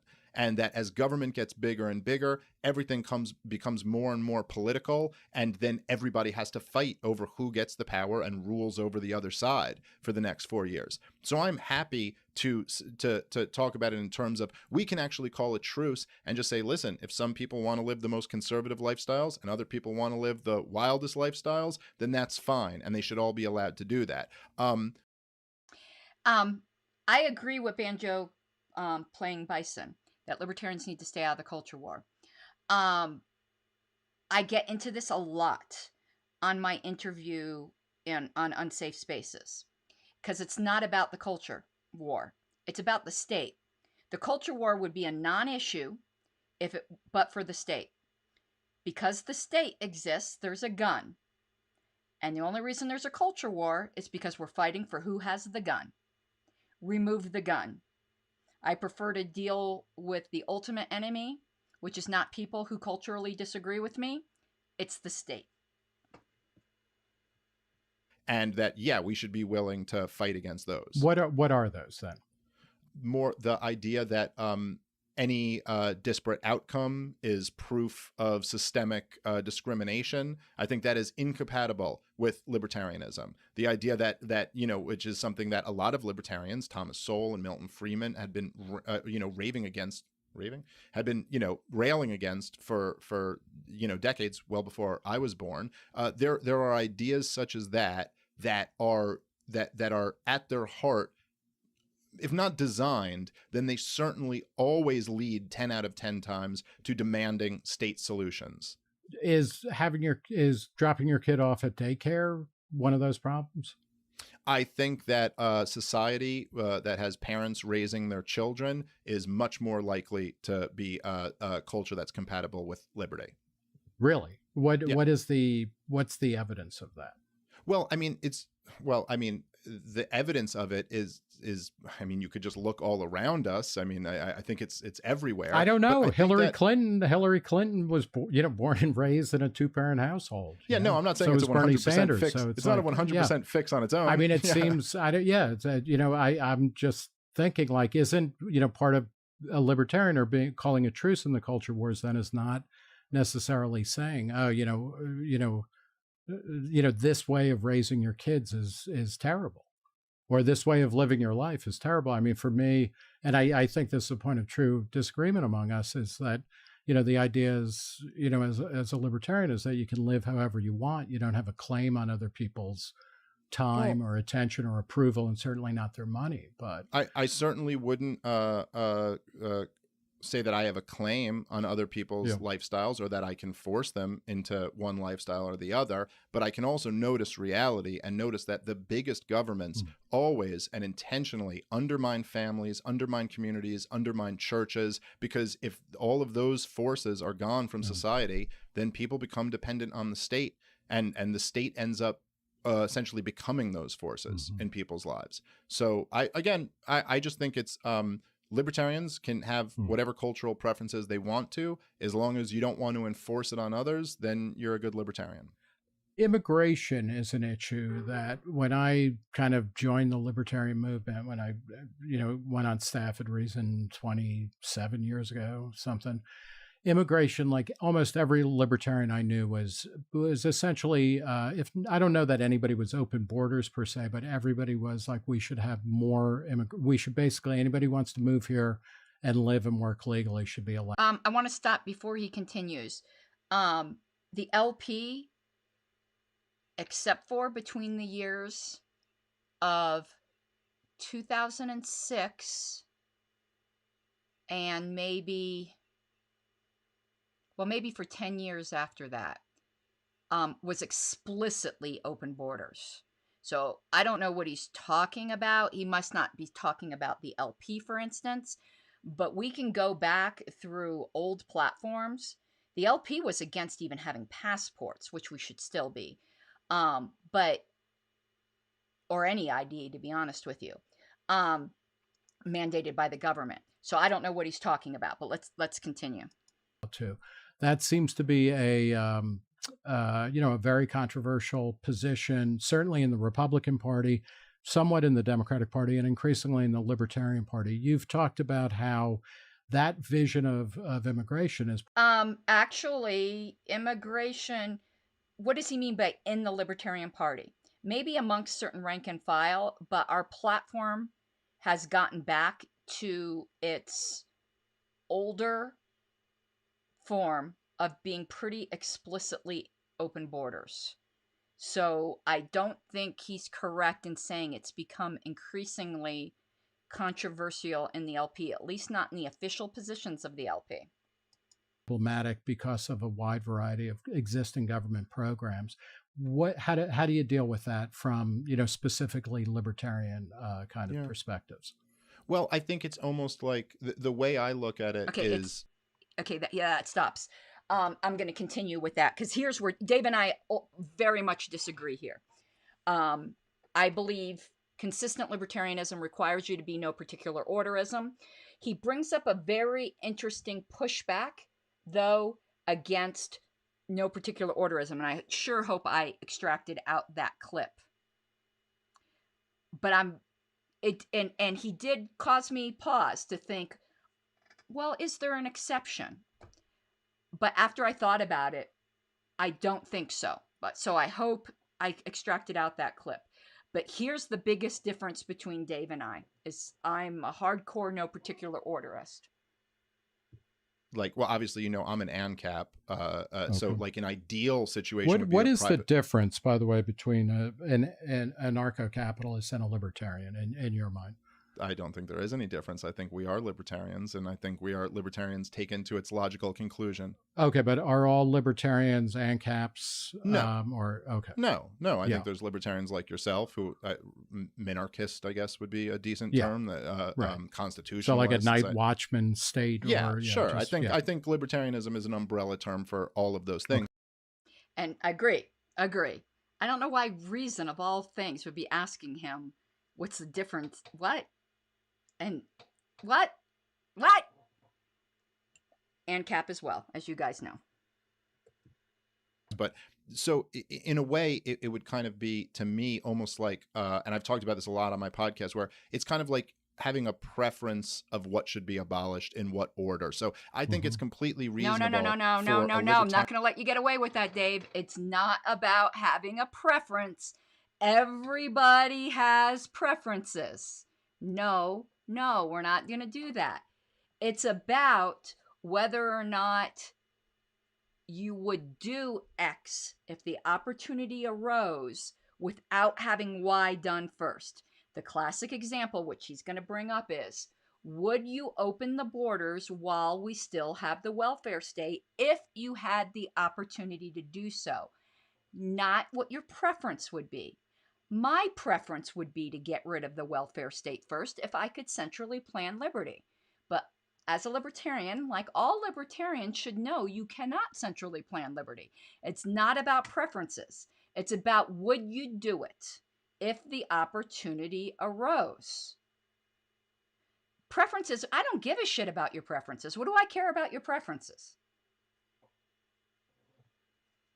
And let's say, who thinks that welfare should be abolished, that we should abolish the welfare state, to, let's say, in the middle of the lockdowns of 2020, and you were going to say, we're going to abolish all welfare right now, to say, well, wait a minute. You have to abolish the lockdowns first.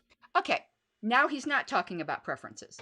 So, is Dave saying, because I don't think he is, if he had the opportunity, it actually could happen that he could abolish all welfare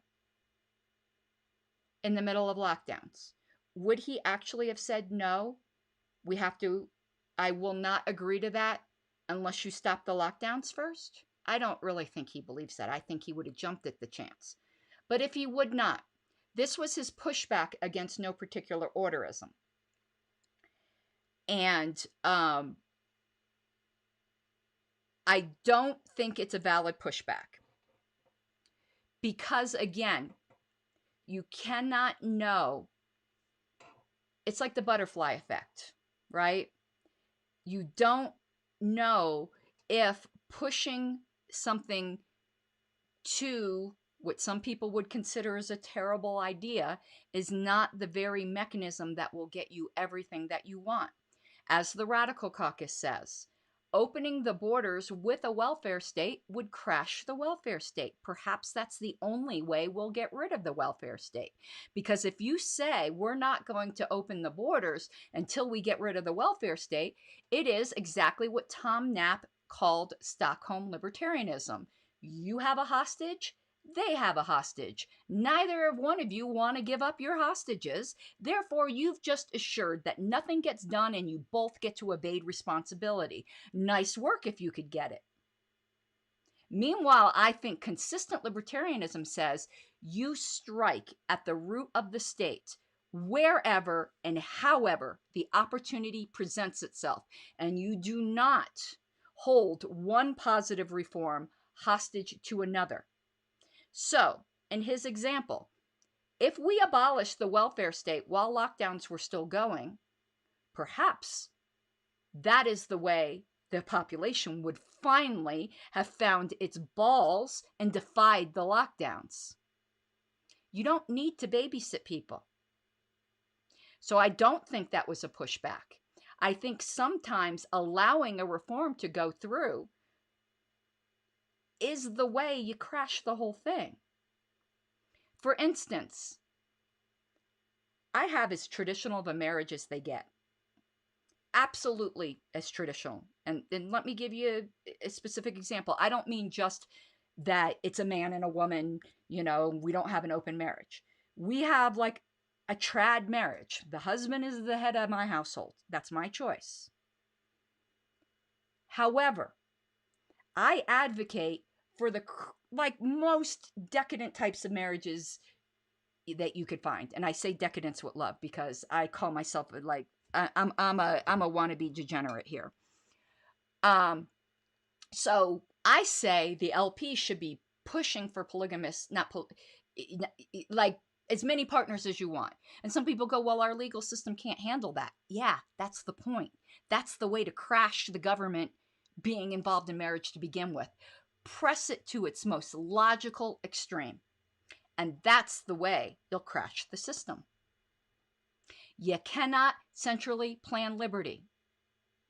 And who are you to say, I think you should still be stolen from, in his welfare state example, because I don't like the order in which we're doing this? No, you don't have any right to play horse games with my rights. I don't care if you like the order or not. That's why no particular orderism, to me, is consistent libertarianism. And it is the sine qua non of the radical caucus. Just saying. That's the biggest difference, by the way, ideologically, between the Mises Caucus and the Radical Caucus, is the Radical Caucus's hard deontological adherence to no particular orderism. And the early LP was no particular orderist because Murray Rothbard was a no particular orderist. And when he was on the LNC, those of you might not know, Murray Rothbard used to be on the LNC. There's a resolution that was passed that's never been rescinded as far as I know that says the LP is no particular orderist. I should go find that old resolution. Okay, I'm going to continue.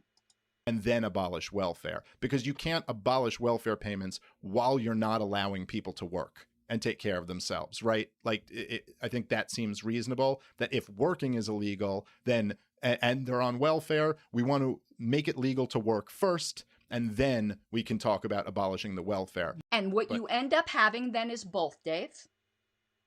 Again, what we have here, folks, is a hostage situation. Sports Illustrated. I was a long time subscriber to Sports Illustrated. Okay, content warning. I know some people don't like those. I try to be courteous. Ben is going to do his typical anti-trans stuff. I don't care what anyone's view, whatever. I'm dealing with him on this for a different reason, because I just think he's tried too hard here, and his argument is stupid. But just fair warning, if that's not something you want to hear Ben rant about, you might not want to listen. I will acknowledge that as a religious person, I always took the option, you can do this, of calling up Sports Illustrated and not getting the swimsuit edition, which was, basically material for teenage boys. I would always call. Come on now, Ben. We all know you did what teenage boys do. I don't want that mental picture. God. Brain bleach. Stat. Brain bleach. Don't you love the way he had to virtue signal that I was the good Jewish boy? I didn't get my swimsuit edition. Dude, please. Come on. Sports Illustrated and say, add an issue to the end of my subscription and just don't send the swimsuit edition. Okay, Ben. All right. You're me so holy. Oh, God. Okay, let's continue. Now, Lena Bloom has had surgeries and hormone treatment and looks physically like a woman, right? Which, by the way, seems rather transphobic to me, because if you truly, Sports Illustrated, wanted to make the case that trans women are women, then trans women shouldn't have to look like swimsuit models. In fact, trans women, this seems fatphobic to me. Trans women should actually look like Laurel Hubbard. Why isn't Laurel Hubbard on the cover of the Sports Illustrated swimsuit edition? The New Zealand weightlifter. This is the stupidest argument that I've ever heard. Ben, are you claiming that since Sports Illustrated only puts a certain body type of biologically born women on its cover, that it is claiming that women who don't meet that conventionally attractive swimsuit model thing aren't women? Then why would you be surprised that they hold to the same beauty norms when putting a trans woman on the cover? It's not a political statement. Sports Illustrated puts women on the cover, be they cis or trans, that look good in a swimsuit. It's not that complicated. Sheesh. Who's now going to be weightlifting in the Olympics and has more to do with sports than Lena Bloom. Why is it that only a trans woman who looks like a stereotypical swimsuit model in a low-cut bikini is now considered a fitting figure for the cover of Sports Illustrated? It seems very, very fatphobic, very transphobic, frankly, because it seems to suggest that the only trans women who ought to be treated as women are trans women who conform to all stereotypes regarding women. That is the stupid. Then, Ben, by your logic, Sports Illustrated doesn't think women who don't look good in a swimsuit that are cis women aren't really women. But you don't think that. You're stretching because you decided that you had to get all pissed off, even though you said you don't even care for the swimsuit issue, and you certainly assured us you don't fap to it, that why do you care who they're putting on it? But your argument is just stupid. It's just dumb unless you're claiming that Sports Illustrated only think women, cis women, who look good in a bathing suit are the only women. And that's not what you think. So stop trying to make an issue where there isn't one. That issue isn't for you. Got it. It wouldn't have been an issue for you whether there was a trans or a cis woman, since you made it clear that you're far too holy to fap to Sports Illustrated. I mean, Lena Bloom, my understanding is, has had all of the surgeries to fake female body parts. But as we know, that is, to suggest that that is a... And I betcha some of the women, cis women, who have been on the cover might have had breast implants. Do you think Sports Illustrated is claiming they're not women? Do you think they're making any kind of a comment other than they look hot in a bathing suit?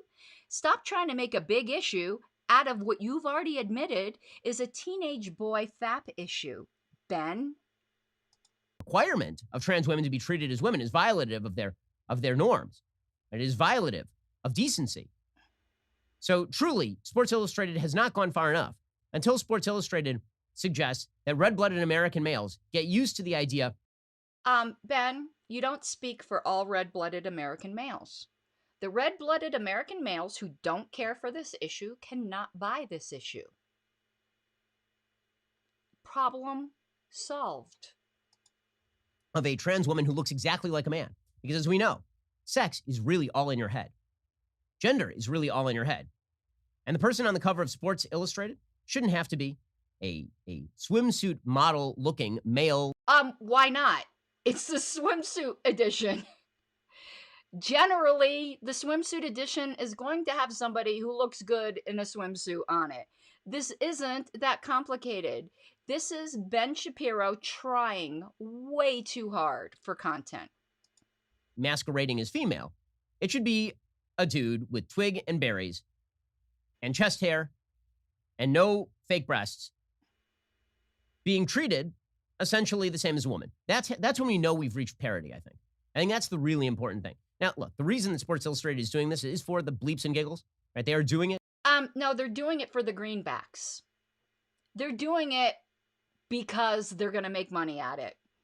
They're doing it for whatever reason they're doing it, and I don't care. It's their magazine. To push forward the quote-unquote social justice agenda. The idea being that if they push forward a biological man on the cover of Sports Illustrated as a woman, and if you say, no, even if that biological man has had many surgeries and hormone treatments to look like a woman, that is still a biological man, that if you say that, then this means that you are somehow transphobic, or if you, even though that is the biological truth, or that you're mean and vicious. Look, Sports Illustrated's a free company, can do what it wants. Okay, well, I guess we solved it. They're a free company. Move on, Ben. It isn't for you. I will say, I wish I looked as good as that trans woman on the cover. Damn. That's right. It's a private company. But there is obviously a social attempt to normalize the idea that biological men who look like women are in fact women, which of course is a wild degradation of what it actually means to be a woman, a word with an actual definition. So it's pretty obvious what Sports Illustrated is doing here. But Sports Illustrated didn't stop there. So one of the other models on the cover of SI Swimsuit Edition is, of course, the tremendous Megan Thee Stallion. Oh boy, here we go. Do I need to play the clip of you, Ben, admitting that you couldn't get your wife wet? Because of her tremendous history with sports.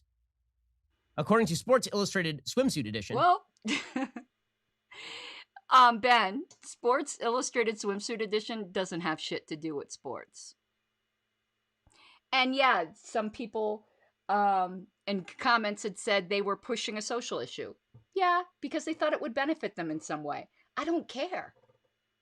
And I think Ben's just reaching for comment here. He's just, his arguments are just dumb.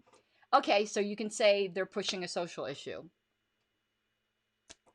Okay. Megan Thee Stallion is no stranger to magazine covers, but the rapper and songwriter always dreamed of being on the cover of SI Swimsuit, which is a weird dream. She remembers as a young girl looking at the magazine and saying, one day, this is going to be me. Okay. I'm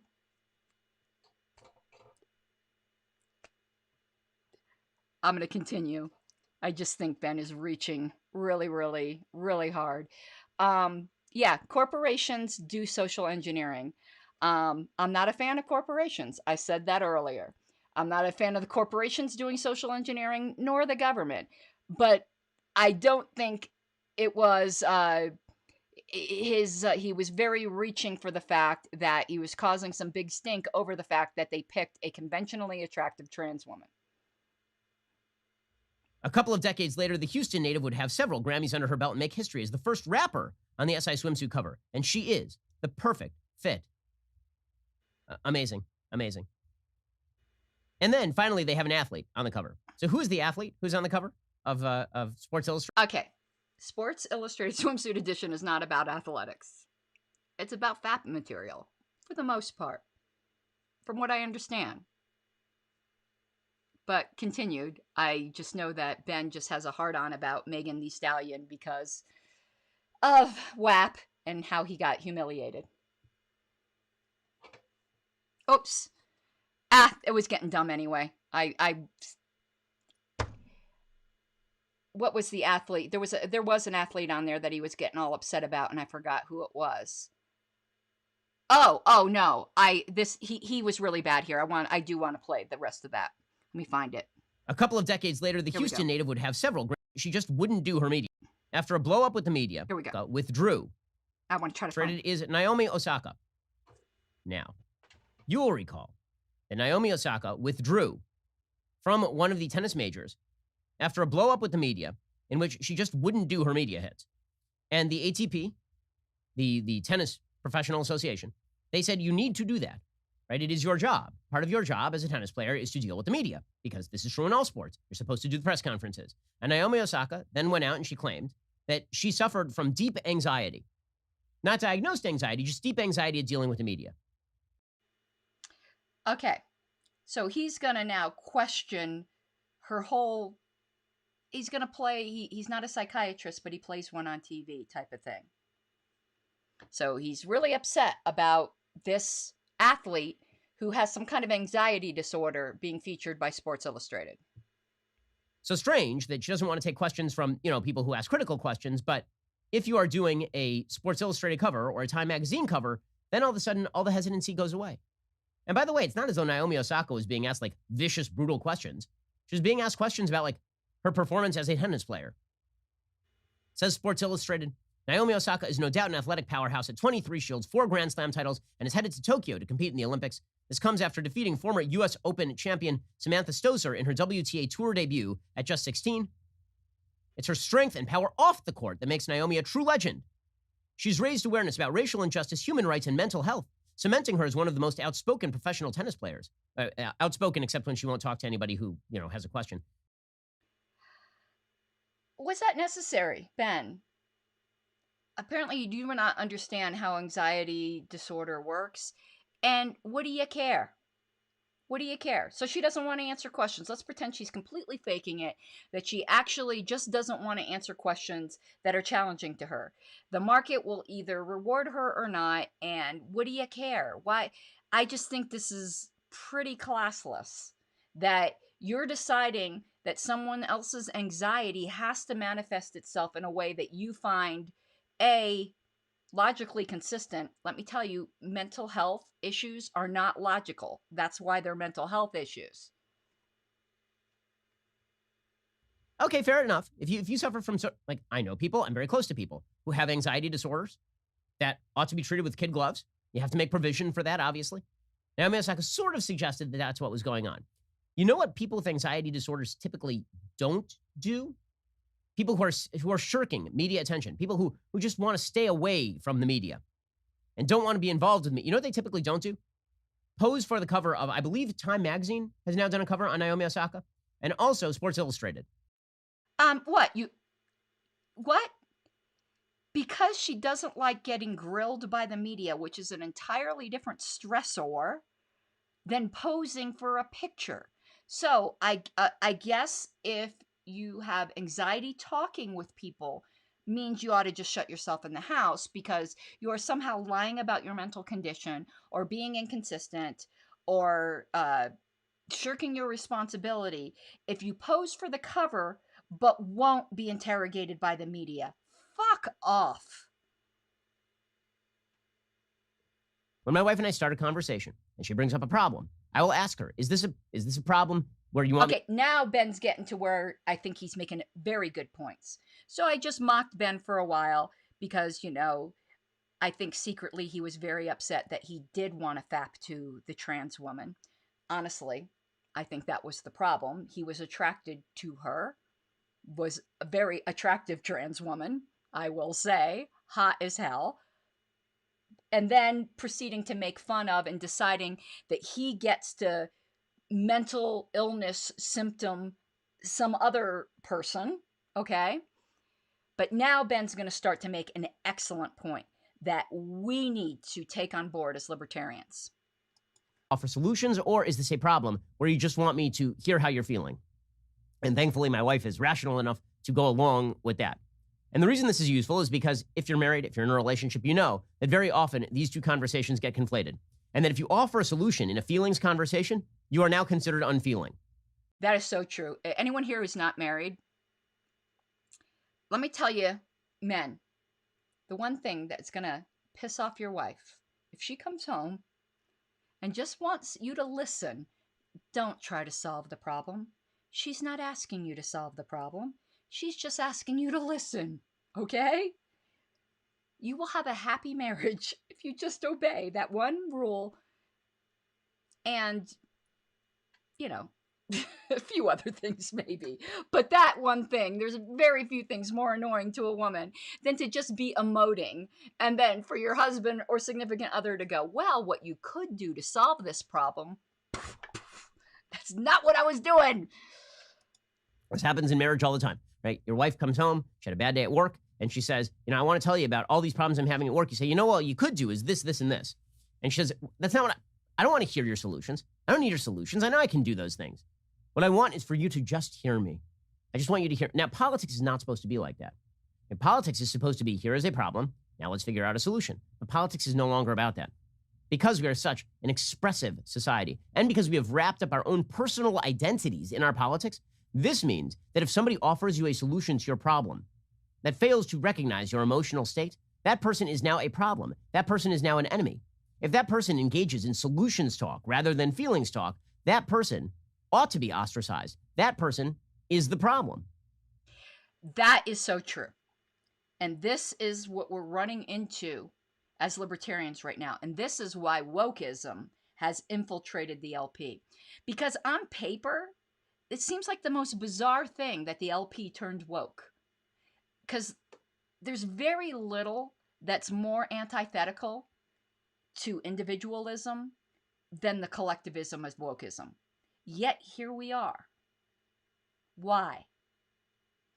And it's because the radical individualism of libertarianism can seem, in today's culture, to lack empathy. For instance, when I said, I believe in something because it's right. No, you don't get to steal my money. I don't care what good things you want to use for it. You don't. It's unfortunate you have less money, but you still don't get to steal from me. That sounds very cold today.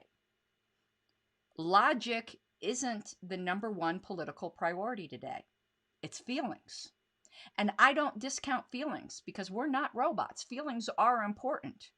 But you need a healthy balance of logic and feelings. And when either is out of balance, you've got problems. And libertarians tend to be a little bit too heavy on the logic side and not enough on the empathy side, which means that in a political environment where everything's about feelings, we are going to look like shit. And people in the LP have become very painfully aware of that. So they're embracing the wokeism in order to shield themselves against the accusation that our philosophy can be cold, because it really does come down to being about you. But of course, if it's about you, it's also about them, as them being the you. You know, all individuals are a priority. But that's not in vogue today.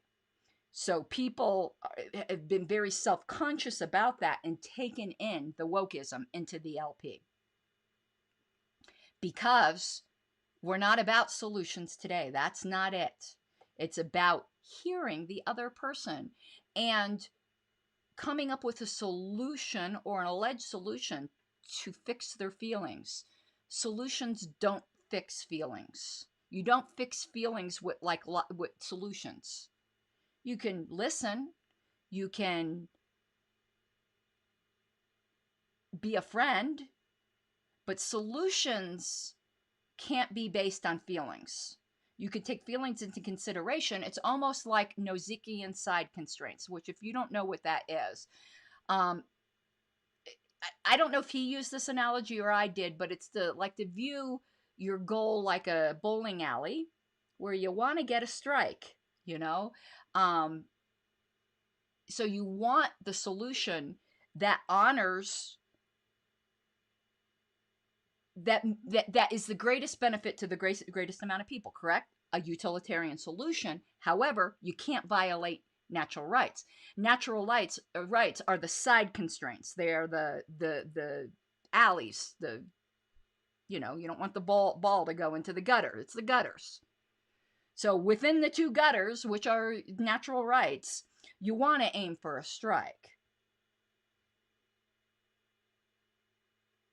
But you can't get to the strike by scooting down the gutter, which is the problem in today's society, and why some libertarians very self-defensively have become woke, I think.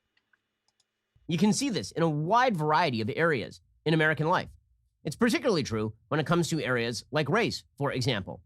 Right? Our great racial reckoning is not about coming up with solutions that actually boost the performance of, for example, black school children. It is not about that. It is not about coming up with policies that are best geared toward rectifying historic imbalances. It's not about that.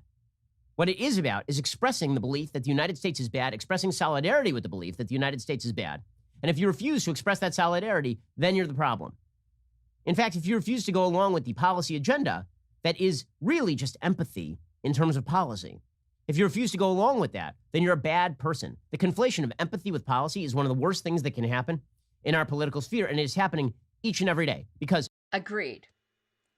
But notice, at least I hope he's not saying, but let me make clear that I'm not saying. He said the conflation of empathy with policy. There's nothing wrong with empathy. We need it. But you can't conflate it with policy. You need to balance policy with empathy, but you can't conflate the two. That means that people for whom you are empathetic deserve your help, and people for whom you are not empathetic do not. It also means that policy is simply supposed to be interpreted as a sign of empathy rather than as a measure of success or problem solving. And that is a real problem in American society. Okay, so let's talk about race for a second. Okay, so over the weekend, there were a couple of interviews about race and our quote-unquote racial reckoning that were quite telling and kind of fascinating. And again, policy has now been conflated with empathy, which creates two separate problems. One is that if your policy solves problems, but is not rooted in a belief that the person's feelings are justified, then you are unempathetic and bad. The policy itself is bad. So we judge policy by whether it is empathetic. Also, we judge whether you are empathetic by the policy you choose. Now that's the problem. The other thing I don't really think is so much of a problem. I think policies do need to be empathetic. And I do think people's feelings are what they are. And they don't require your approval for them to be real. You don't have to necessarily say you agree with them, but people's feelings are their internal reality. But to judge somebody's empathy based upon the policy, not whether the policy works or not, that's where we're having the issues. And that's where the LP is having its identity crisis. Because society has determined that unless you are about stealing from people and giving to other people, then you are not empathetic. Just by virtue of the policy. Doesn't matter whether the policy would make all people actually better off.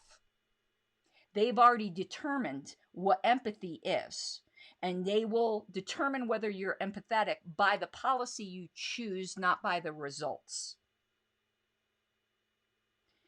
Hello, Death. Glad to see you. For those who don't know why I'm saying that, sounds kind of creepy without the chat up. Ominous. Death says hello. So, back to the subject. I think that is really causing us fits in the LP. Is our policies have de facto been determined not to be empathetic, because it's been de facto determined you're only empathetic if you're willing to sacrifice the individual to the collective.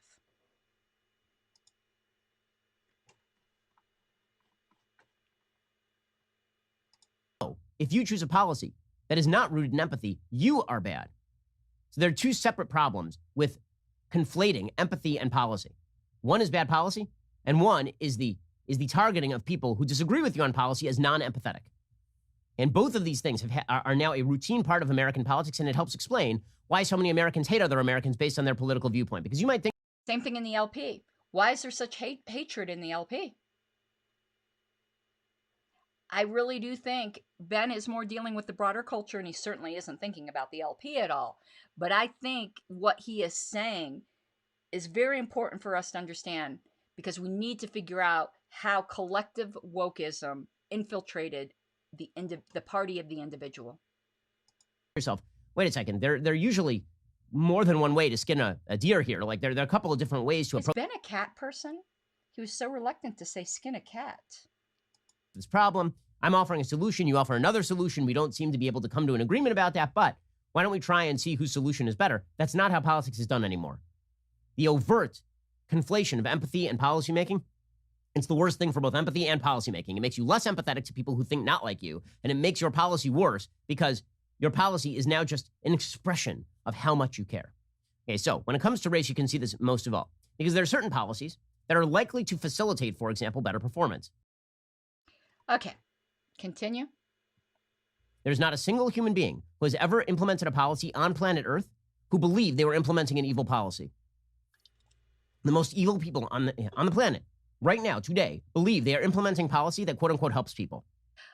This is an important point for when we're talking to non-libertarians, because we will often say, oh, but that violates the non-aggression principle, or you're initiating aggression against us. Most people do not see themselves as aggressors. They do not understand that what they are advocating is aggression. So we need to move beyond the libertarian speak, because we're saying something that they have not yet taken on board. Most aggressors do not view themselves as aggressors, particularly political aggressors.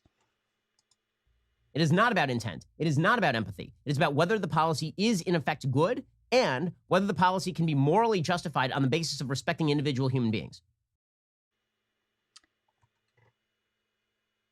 Let's say that you wish to convince people that they ought to get vaccinated. So I found out recently that a lot of people in our office, people I work with, are not vaccinated. As you know, I'm a very large-scale proponent of vaccination. I've been a proponent of vaccination since the beginning. I've been a proponent of vaccination since way before COVID. It's one of my more controversial views among conservatives. I'm very pro-vaccination. Okay, but a lot of people in this office didn't get vaccinated. They're independent, free human beings. If I wanted to get them vaccinated, I would treat them as independent, free human beings. I would mention the fact that COVID has higher risk factors than getting the vaccine by all available data for people who are above the age of 18, for sure. For people who are above the age of 12, that seems to be the case as well.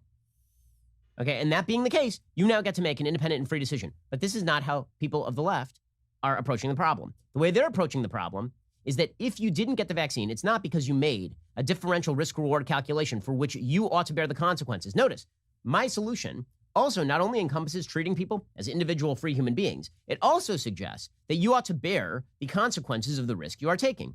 If you choose to take a risk, bear the consequences. Same rules for everybody. Same exact rules for everybody. I got the vaccine, my wife got the vaccine, my parents got the vaccine, and now we bear the risk of the vaccine. And if you don't get the vaccine, you bear the risk of the vaccine. Same rule for every single human being. And you get to make that decision yourself because you're a free, independent human. But equity society doesn't believe in the same rules for everybody. And that is the fundamental problem we are dealing with as libertarians, where we should believe in the same rules for everybody. And that just is seen as evil, as non-empathetic. And people like to see how they view themselves reflected back at them.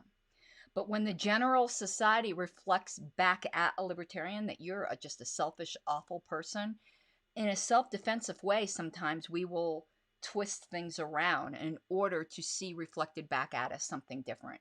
That is just human nature. Nobody likes to be told that they're terrible. But the way the left treats this is you're morally inferior if you didn't get the vaccine. Not just that you're an idiot, but you're endangering other people's lives. You're a bad person. Now, even if you believe that that's the case, is that the way to treat fellow human beings? Really, like on a serious level, is that the way that you think you're going to convince them to do things? Remember, the guy who shouted at Tucker Carlson was not interested in convincing Tucker Carlson to change his opinion. He was interested in virtue signaling to all of his friends. This is the same thing in the media today. It's the same thing from, for example, Anthony Fauci. Right? So Anthony Fauci, the great and sainted, second greatest doctor in America after Dr. Joe Biden, he says, maybe we should blame people. Maybe that. Yeah, that is, we came full circle to that obese lady screaming, right? And I think that might be the last clip. If I accidentally disconnect us, I apologize. But I want to test something here.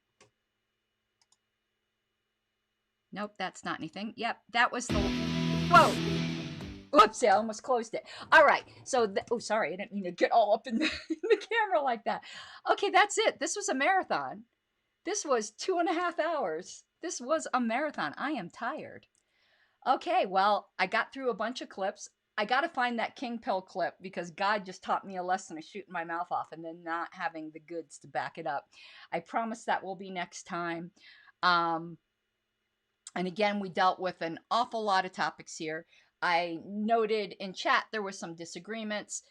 I am not going to play the culture war game that says if you disagree with me, you're a bad person. We just have different opinions.